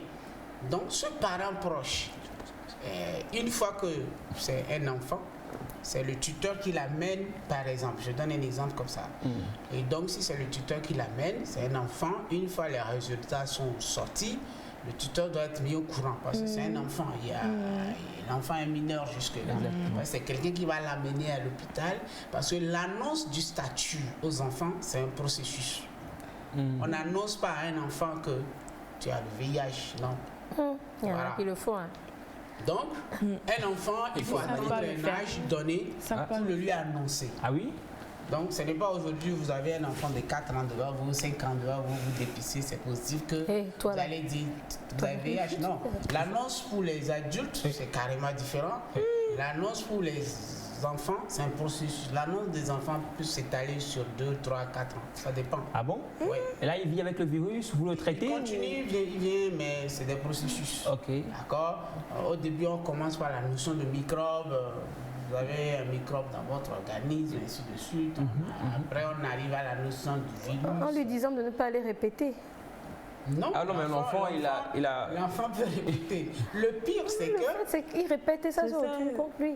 Oui, ce qui se passe parfois, c'est que, comme on le dit, il y a un travail qui est toujours fait dans ce sens. Vous savez, les enfants, à un moment donné, ils sont un peu réticents.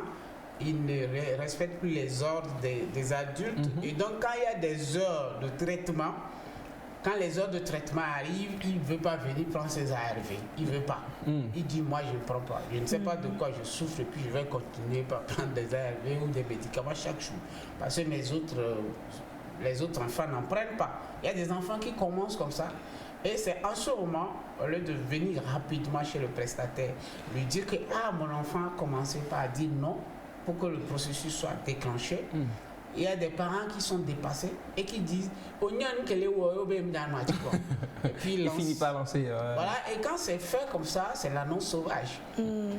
C'est l'annonce qui n'est pas faite dans les bonnes règles. Donc, l'enfant, j'ai déjà géré un cas comme ça où l'enfant va à l'école et puis dit Nya Sida Lechine. Oh, il a dit à ses camarades de classe. Oui, et donc, les parents sont venus avec l'enfant et puis ça a été géré comme ça devait être géré. C'est pour dire que les parents ont parfois peur que l'on découvre leur propre statut parce que l'enfant va savoir que l'enfant a le VIH et donc les parents retardent parfois l'annonce. C'est-à-dire le prestataire voit que une fois que l'enfant commence par être réticent, au lieu d'attendre pour qu'on en arrive à l'étape de la réticence de l'enfant, il faudrait que le processus commence, les parents ont peur. Voilà, donc ça retarde parfois. Donc il faut d'abord négocier avec le parent, travailler le parent lui-même, pour que lui-même d'abord accepte, pour que ses peurs soient dissimulées, et pour que vous commenciez le travail avec l'enfant, pour que l'enfant, déjà à 12 ans, chaque enfant à 12 ans doit connaître son statut sérologique parce qu'il va débuter la puberté. Et quand vous ne le faites pas avant 12 ans, soyez sûr que ça va être catastrophe. Parce qu'à 12 ans en allant, on sait que c'est la crise des ados. Donc tout est dedans. Donc le mieux vaut faire l'annonce des enfants avant 12 ans. C'est comme ça que c'est fait. Donc il faut dire que, comme Naïda l'a dit, les responsabilités sont partagées. Comme je l'ai dit, c'est peut-être les parents de l'enfant sont décédés et que l'enfant avec une tierce personne. Et puis, cette personne même n'est pas d'accord que cet enfant intègre réellement sa famille et donc n'accepte pas que l'enfant partage beaucoup de choses avec les autres enfants. Par peur que les autres enfants soient contaminés. Et donc, parfois, ces actions feront que l'entourage va poser beaucoup de questions. Et souvent, on se dit, c'est mon ami, je peux lui en parler. Et lui, il ne va pas en parler. C'est fini, et puis ça part. À l'ami, et ça part. Et parfois aussi, il y a des couples où c'est l'homme ou c'est la femme qui s'en va. Par exemple, la femme est allée en consultation prénatale, la femme est dépistée sur le petit, la femme vient annoncer à son mari, le mari dit, il n'y a plus qu'au port noir le dos. Peut-être que c'est lui-même là. Vous comprenez? Et donc, ça peut déjà même briser des relations. Mais on doit quand même en parler à son ou à sa conjointe. Exactement, c'est pour cela, ça a déjà créé plein de problèmes et beaucoup de familles sont séparées. Donc pour aider tout ça et pour qu'on n'en arrive pas là, quand on fait l'annonce à une personne qui vous dit qu'il est en couple, on évalue le risque de la violence. Automatiquement. Si vous ne connaissez pas le monsieur. Vous posez des questions à la dame pour voir si son mari est souvent violent. Vous voyez? Donc si le mari est violent, vous déclenchez un processus pour arriver à dépister le mari. Pas forcément que le mari sache, mais il faut qu'on arrive. Parce que le partage de statut aussi procède par des processus. Avant de partager son statut avec son mari, il y a des processus pour en arriver là. Maintenant, si la femme même ou bien le monsieur même vous dit, je peux lui en parler, mon mari n'est pas comme ça. Il y a parfois des clients, des prestataires et des bénéficiaires qui nous disent, on va aller en parler à notre femme ou à mon mari. La personne vous rassure parce que quand vous avez fait le risque, l'évaluation du risque de violence, vous trouvez que c'est nul. Donc, la personne vous rassure que lui-même peut aller faire. Et bizarrement, il en parle, le monsieur le chasse. Ah oui? Et maintenant, les gens commencent à poser des questions. Pourquoi tu as chassé ton mari? Et il donne la version. Il dit, et puis ça commence comme ça. Et c'est pour dire aussi que des cas comme ça, si ça arrive, il y a tout un processus qui est lancé en même temps pour traquer les gens là. Parce qu'il y a la loi qui protège les personnes qui vivent avec le VIH. Et donc, quand tu connais le statut sérologique d'une personne et que tu t'en vas divulguer, la personne vient porter plainte, que ce soit dans sa structure où cette personne est prise en charge, ou au commissariat ou à la justice, vous êtes poursuivi. Ah oui? Voilà, il faut que les gens comprennent que divulguer le statut sérologique d'une personne, vous êtes suivi. Vous faites la prison pour ça. Voilà. Donc c'est pour cela que tout ça là suit un processus. Alors, on va laisser Félix qui avait une petite question. Il y aura plein de questions. Oui. Il y avait une petite... Oui, Félix. Juste une petite question. Quand on parle de... Je vais greffer ma question sur cet exemple-là du mari qui dit je ne sais pas où tu es parti trouver ça. Est-ce qu'aujourd'hui, dans la société, les gens intègrent ça, c'est-à-dire se disent que c'est pas forcément des personnes qui mènent une vie de débauche, c'est pas forcément des personnes qui sont qui couchent à gauche et à droite, mais c'est un fait, peut-être qu'ils ont eu des comportements à risque qui n'est pas vraiment lié à leur style de vie. C'est peut-être des enfants qui ont eu ça à la naissance, c'est peut-être des gens qui ont eu ça avec, en manipulant certains objets. Est-ce qu'aujourd'hui les gens comprennent que ce n'est pas forcément menant une vie de débauche qu'on a cette maladie? Oui, et je comprends parfaitement la question de Félix. Oui, c'est parce que la conception que les gens avaient du VIH au début, ces clichés ne sont pas encore sortis de la tête des gens. Parce que beaucoup de personnes se disaient c'est une infection pour certaines classes sociales, certaines personnes, certaines professions. Et donc, sûrement, si tu as ça, c'est que... Voilà. Alors que ce n'est pas ça. Pour le dire, le VIH, oui, c'est par relation sexuelle. On connaît les voies de transmission, les relations sexuelles non protégées. On voit la voie mère-enfant. Comme il y a aujourd'hui des enfants qui ont le VIH, qui ont aujourd'hui 18 ans, 19 ans, 20 ans, qui doivent se marier. Pas parce que cet enfant a fait une vie de débauche, mais c'est un VIH que l'enfant a eu à la naissance, par exemple. Et donc, c'est pour lutter contre tout ça qu'aujourd'hui, à la maternité, déjà à la consultation prénatale, on fait le test, on met les femmes sous traitement, ceux qui sont infectés, pour sauver les enfants là. Et voilà. Et maintenant, dans le cas où il y a aussi l'utilisation des objets souillés de sang qui sont là et qui sont aussi des portes d'entrée du VIH. Donc, c'est pour dire que on est tous exposés au VIH, pas forcément en menant une vie de débauche. Mais on va souvent chez les coiffeurs, les coiffeuses, voilà quoi. Il y a tous ces ports d'entrée là qui sont là. Et donc comprenez que une personne qui a le VIH, c'est une personne qui a les mêmes droits que tout le monde, qui doit bénéficier de tout. Aujourd'hui, avoir le VIH ne vous empêche pas de voyager. Et avant, ça se faisait, mais aujourd'hui, ça ne vous empêche pas d'aller aux États-Unis, et partout dans le monde, au Canada, partout là où vous voulez. Ils vont juste vous demander, est-ce que vous êtes pris en charge? Et ils vont demander l'analyse de la chaîne virale. Et ils vont demander au prescripteur, au médecin qui est là-bas de notifier que vous êtes pris en charge et puis c'est bien, c'est fini, vous voyagez. Donc c'est pour qu'on arrive aujourd'hui à dépasser ces limites-là, comme il a posé comme question, et surtout arrêter de discriminer les gens. C'est très, très, très important.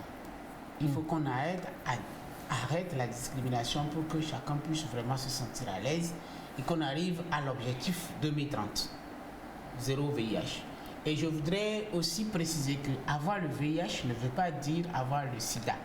J'entends souvent, quand chaque fois je reçois en consultation, je mets toujours cet accent-là en disant le VIH, l'étape de l'infection. Le sida, c'est l'étape de la maladie. On peut avoir le VIH et ne pas être malade du sida. Il faut que les gens comprennent ça. Parce que j'entends déjà les gens dire « Oh, sida, l'inchini ». Souvent, quand je reçois les gens, ils me disent ça, sida, l'inchini. D'accord? On parle de sida lorsque la personne commence par faire la maladie. Donc, une personne qui est bien portante, comme nous tous ici, comment on peut savoir que quelqu'un parmi nous a le VIH? Jusque-là, c'est des personnes, les gens qui sont dans la rue, tous ceux qui trimballent dans la rue, nous tous là, quand on va librement à nos activités. Comment tu peux voir quelqu'un et puis savoir que la personne porte en lui le VIH? Tu ne peux pas. Mais c'est lorsque la personne décompense. La personne commence par faire la maladie. Il y a des manifestations physiques sur le corps de la personne dépérit et tout. La personne a atteint un niveau où on voit même que son CD4 est tellement inférieur et tout. C'est à ce moment qu'on va dire que la personne fait le sida. Voilà. Donc, si aujourd'hui vous êtes dépisté positif au VIH, vous avez un virus, d'accord, dans votre corps. Avec ce virus, vous pouvez bien vivre si vous commencez un traitement aujourd'hui. Et le traitement, c'est les antirétroviraux. Vous les prenez et puis c'est fini. Vous menez votre vie, tout, vous mariez, vous faites tout. Donc il n'y a pas de problème, il n'y a plus d'inquiétude. Et nous pensons que c'est l'occasion de remercier aussi le gouvernement et les acteurs de la société civile qui mettent tous les moyens quand même pour qu'on arrive à la fin de cette pandémie. Donc on retient qu'il est indispensable de connaître son statut sérologique. Vous êtes d'accord? Obligatoire. Toute personne doit connaître son statut sérologique. Les gens hésitent encore à aller se faire dépister. Combien de fois il faut se dépister? D'habitude, on dit 3 mois. Si vous courez un risque, parce que si vous vous exposez à des... Voilà. Si vous avez des comportements à risque, voilà. Il faut se faire dépister régulièrement. Et je voudrais aussi profiter de dire qu'aujourd'hui, je sais que ce sujet n'est pas là, mais je voudrais profiter en même temps en parler. Il y a aujourd'hui la PrEP qui est là, qui est une prophylaxie post-exposition. D'accord, ou bien pré-exposition qui est là. C'est-à-dire que si vous êtes un couple sérodiscordant, il y a aujourd'hui un médicament qui est disponible qui vous permet de ne pas être infecté. Allez vers les hôpitaux pour se faire informer. C'est parce que les gens n'aiment pas l'information, ils ne s'informent pas. Il y a aujourd'hui la PrEP qui est là, qui vous permet de ne pas être infecté au VIH. Si vous êtes une personne à risque, si vous êtes professionnel de sexe, si vous êtes un homme ayant des rapports sexuels avec des hommes, si vous êtes usager de drogue injectable, ces personnes-là et les couples sérodiscordants, ces personnes, dirigez-vous vers les hôpitaux, posez la question à ces prestataires, ils vont trouver quel circuit vous mettre dedans. Il y a des bilans qu'il faut faire. Si vous êtes éligible à la PrEP, on va vous mettre sous PrEP, vous prenez votre médicament, et puis vous n'êtes plus infecté au VIH. Psychologue représentant de... Non, je ne veux pas donner le nom. En fait, moi, je travaille avec... je suis à l'ONG Femmes. Ah oui. Et l'ONG Femmes, c'est dans la prise en charge des personnes vivant avec le VIH. Je suis le coordonnateur adjoint de la structure, donc voilà. Mais ce programme est mis en place par le PNLS pour aider les personnes... la population clé, quoi. On retient qu'il faut connaître son statut sérologique. C'est très important. Très important. Aujourd'hui, il ne peut pas avoir des gens qui doutent encore à aller se faire dépister. Parce que tôt, vous connaissez votre statut. Mieux. Si vous êtes infecté, vous êtes pris en charge, vous évitez tout. Voilà. On retient aussi de ne pas discriminer. La discrimination ne nous favorise pas dans la lutte. Pour arriver à l'objectif 2030 ou zéro VIH. Zéro VIH. Voilà. Et si vous êtes sous traitement ARV, prenez bien votre traitement pour que vous arriviez à la suppression ou à la chaîne virale indétectable. On a résumé ou... Oui, c'est ça. Voilà. Merci beaucoup. Psychologue, vous restez avec nous ou vous êtes... je ne sais pas. Vous restez. D'accord. Alors voilà, il est avec nous jusqu'à la fin, c'est une nouvelle. On va donc aller avec le jingle et juste derrière, on reçoit les derniers invités. Ils sont là, depuis ils attendent. Voilà, jingle.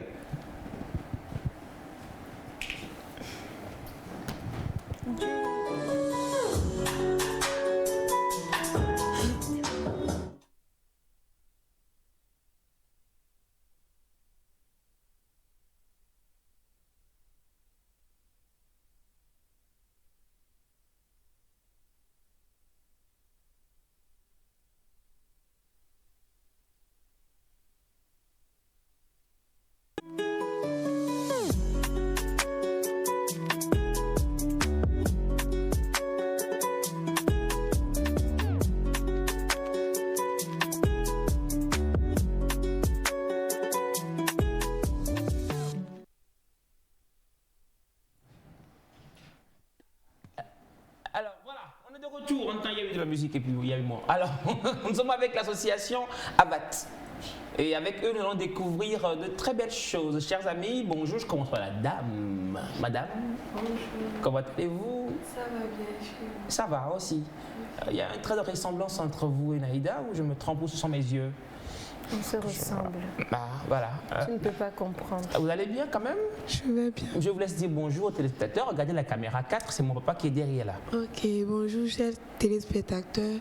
On est là ce matin pour parler de notre association. Et j'espère qu'on va passer un bon moment ensemble. Ah, ça c'est sûr. Et vous êtes madame? Non, c'est mademoiselle. Oui. Mademoiselle Lawson Ananiso Sibiornela. Ah, Ornella. Ornella, ouais, c'est ce qu'on retient. Ça fait Ornella. Non, il y a de l'or dans son nom, en fait, c'est quelque chose. Hey. Nous devenons amis. Tu vois l'argent partout.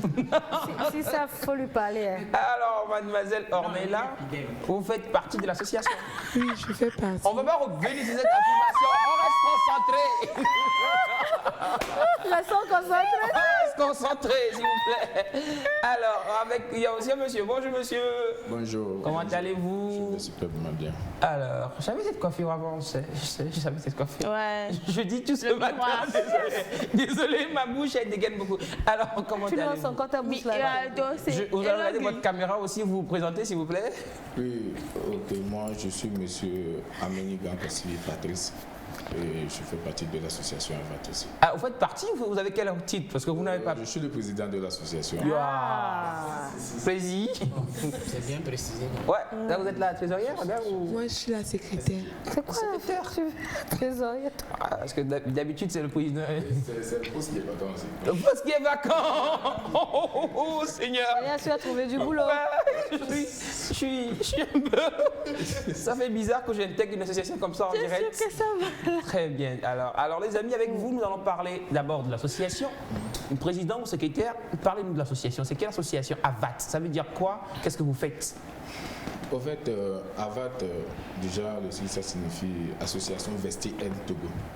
Association Vesti Aide Togo. Vesti Aide Togo. Oui. Donc, c'est un groupe de jeunes réunis juste pour combler le vide vestimentaire dans les localités reculées et porter aide aussi aux orphelins ou des personnes, je veux dire.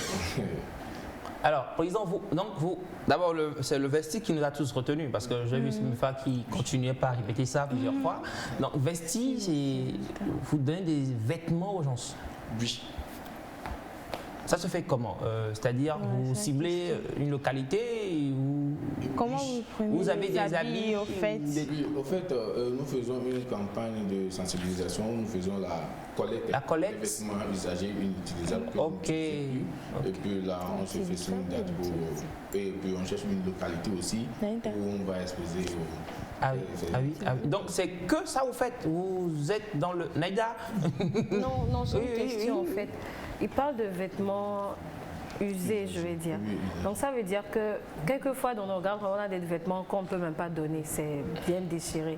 Donc c'est ce qu'on ne porte pas mais qui est bien, qu'on peut donner à quelqu'un. C'est pas usé. Pas ce qui est déchiré. Déjà utilisé. On va dire seconde main, on va parler de seconde main. D'accord, fallait que je comprenne. Toi, troisième main. Troisième main, vraiment. Nous-mêmes, on a fait deuxième main. D'accord. C'est bien compris. C'est bon. Hein? C'est pas les chaussures capoutes ou des vêtements capoutes, mais des choses qu'on peut donner. Des choses qui peuvent être toujours portées. Voilà. Oui, il faut le dire. C'est-à-dire. Pour donner aussi, il faut savoir quoi donner. Exactement. Il faut donner de belles choses. C'est-à-dire quand on revoit sa garde-robe, les habits qu'on ne peut plus porter, on voit que c'est toujours bon, mais on ne peut plus porter nous-mêmes. Qu'on ne veut plus porter, peut-être que ça ne nous sied plus. Oui, ça ne sied plus, oui. Vous mettez ça à l'écart, on vous donne ça, vous les triez, vous les lavez et puis vous les partagez, c'est ça. D'accord. Wow, c'est du boulot. Hein? Ouais. D'abord, félicitations pour l'initiative. Ouais. Alors, dites-nous, l'association, elle est créée depuis quand? Au fait, Avat, c'est juste un nom que nous, les jeunes, on donnait à ce que faisaient nos parents. Ce que faisaient nos parents. Ok. C'est-à-dire, avant, quand ça arrive en décembre, il y a maman qui va trier, il y a les garde-robes. Le micro, oui. Pour nous et pour elle-même, pour papa aussi. Et puis là, peut-être c'est un oncle qui a allumé ou bien peut-être c'est un étranger, on lui donne. Il part avec. Après, nous, les jeunes, on en donne maintenant, nous, on ça. Et le fait d'une manière administrative, je vais dire professionnelle. Ok. En fait. Ouais. Voilà. Donc vous êtes là depuis quelle année? Donc depuis 2018, ah oui. Il y avait ce groupe de jeunes qui était là. Ah oui. Le 8 janvier 2022, là maintenant on a pensé à créer Avat. Ah. C'est là que Avat est né.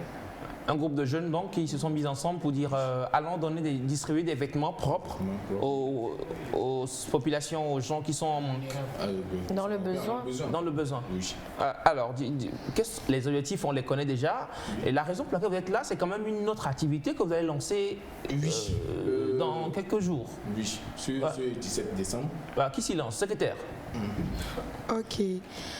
Pour l'activité du 17 décembre, on veut aller faire des dons aux enfants qui sont vers la ville de Vaughan. Ok.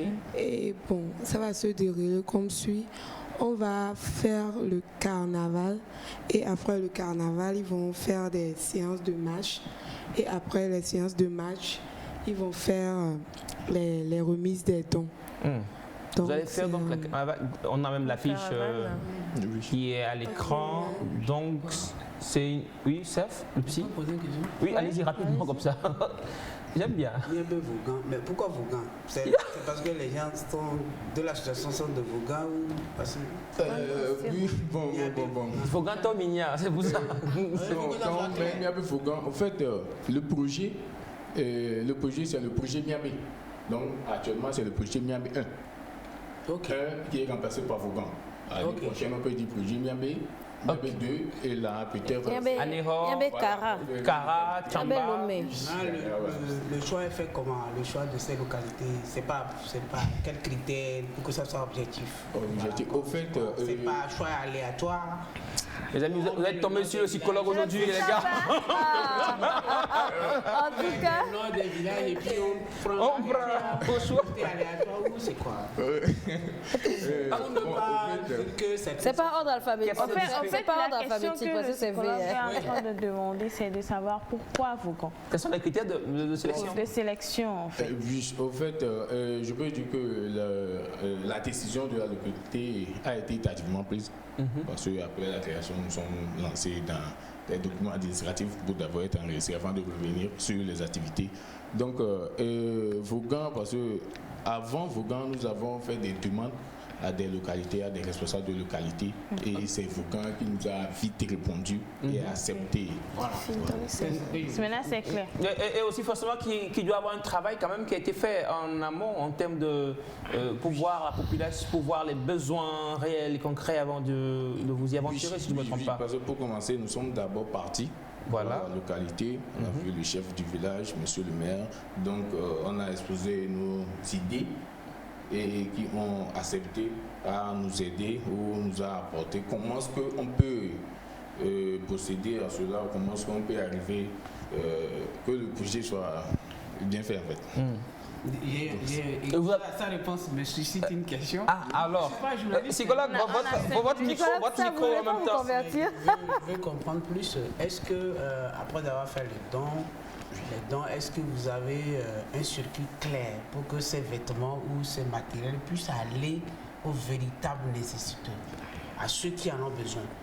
Est-ce qu'il y a après véritablement savoir que les gens qui en ont besoin ont bénéficié de ça? Il ne faut pas qu'une tente...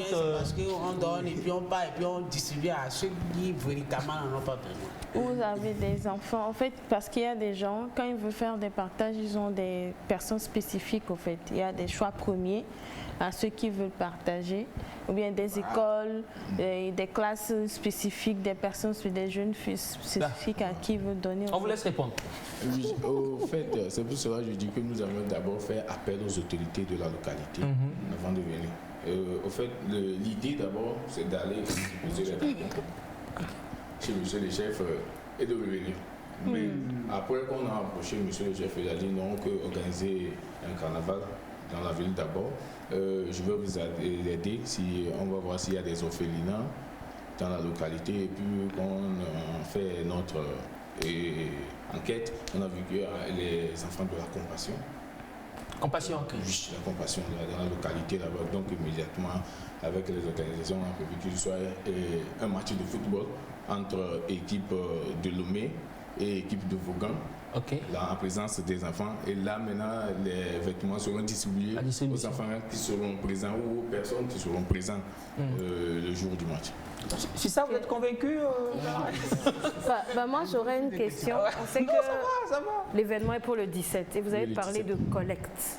Oui. Donc déjà, est-ce que la collecte est faite ou est-ce qu'il y a un appel qui sera lancé pour la collecte? Je complète. Il y a Naïda, par exemple, elle a un cœur en or et elle veut bien vous offrir des vêtements comme ça. Deuxièmement, ce que je veux savoir, là, vous parlez d'enfants. Ça veut dire que ce que vous collectez actuellement, c'est que des vêtements pour enfants, et chaussures, je veux dire, pour enfants, pas pour les adultes. Parce que peut-être que des adultes nous suivent, ils ont des choses à donner. Exactement. C'est une bonne question, Naïda. Comprendre un peu. Oui. Déjà même le lundi passé, nous avons fait déjà les emballages. Ah, c'est déjà collecté. Oui. La collecte, on a lancé déjà depuis le 8 janvier. Mais vous en voulez toujours? C'est possible. On ne dit pas non à un cadeau. Il y a madame à Dramé au niveau de pharmacie qui nous a même appelé. Donc c'est dire que vous êtes toujours ouvert. À collecter pour les autres éditions. Et l'autre partie de la question de Naïda, c'est de savoir si c'est que pour les enfants. Est-ce que c'est pour des adultes? Est-ce que vous prenez des jouets? Qu'est-ce que vous prenez? Des livres ou juste des vêtements et des chaussures? Les gars, il faut ouvrir le truc, quoi. Il y a des gens qui ont les livres de leurs enfants qui veulent nous suivre. En fait, l'idée pour Avad, en fait, c'est pas à nous l'idée. L'idée appartient à nos parents qui faisaient ça que nous on a vu. Mais une fois en groupe ou en association, on a fini par développer l'idée que ce n'est pas uniquement les vêtements. On aura des chaussures, des kits scolaires, des denrées alimentaires. Voilà.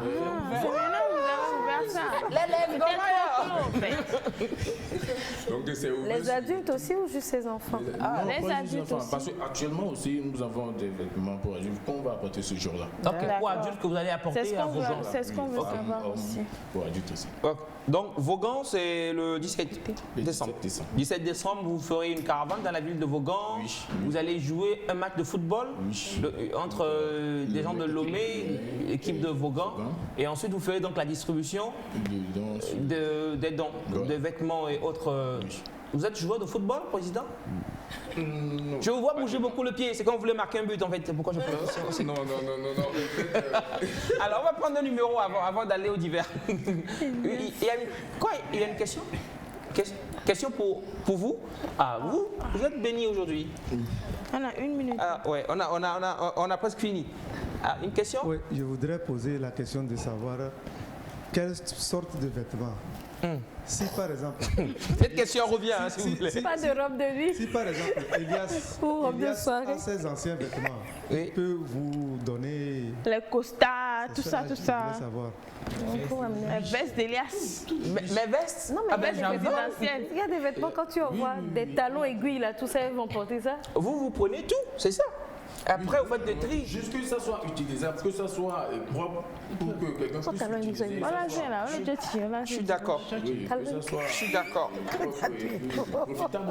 Alors, association Vesti Aide Togo qui organise donc la remise de dons Miabé Vaughan 2022. On va prendre un numéro sur lequel on pourra vous contacter pour ceux qui sont à la maison et qui voudraient bien aussi, pourquoi pas vous soutenir, que ce soit financièrement ou avec des vêtements. Numéro de téléphone. Ok, pour le numéro, vous pouvez me contacter sur le 92 32 39 09. 92 32 39 09. Le numéro est en plus facile. Allez, notez-le et puis voilà, faites signe à l'association. Contribuez quand vous pouvez, investissez pourquoi pas, et puis accompagnez-les, n'est-ce pas? Vous ne prenez pas l'argent, vous prenez l'argent. Alors merci à vous, chers amis. On vous souhaite beaucoup de courage pour cette noble tâche que vous entreprenez. C'est tout ce que nous on pourra vous dire. Président, un dernier mot pour... Félicitations. D'abord, nous remercions tous ceux qui, d'abord je commence par monsieur Kougnapon Mathieu. On a 30 secondes. Rapidement, président. Monsieur qui a été derrière nous et a apporté beaucoup d'idées pour ce projet. Voilà. Et secrétaire? Oui, ok. Moi, je dirais tout simplement que les gens nous aident à pouvoir aider ces enfants-là parce que le social, c'est un truc. C'est un truc vraiment important. Parce que si toi tu te sens à l'aise, il va falloir que tu penses aussi par rapport Merci beaucoup. On vous remercie, président, secrétaire Naïda, CBFA, monsieur Saf. Oh là là, on va prendre. Ah, le numéro, désolé. Alors, merci beaucoup à vous tous. On se donne rendez-vous demain. Au revoir, bye bye.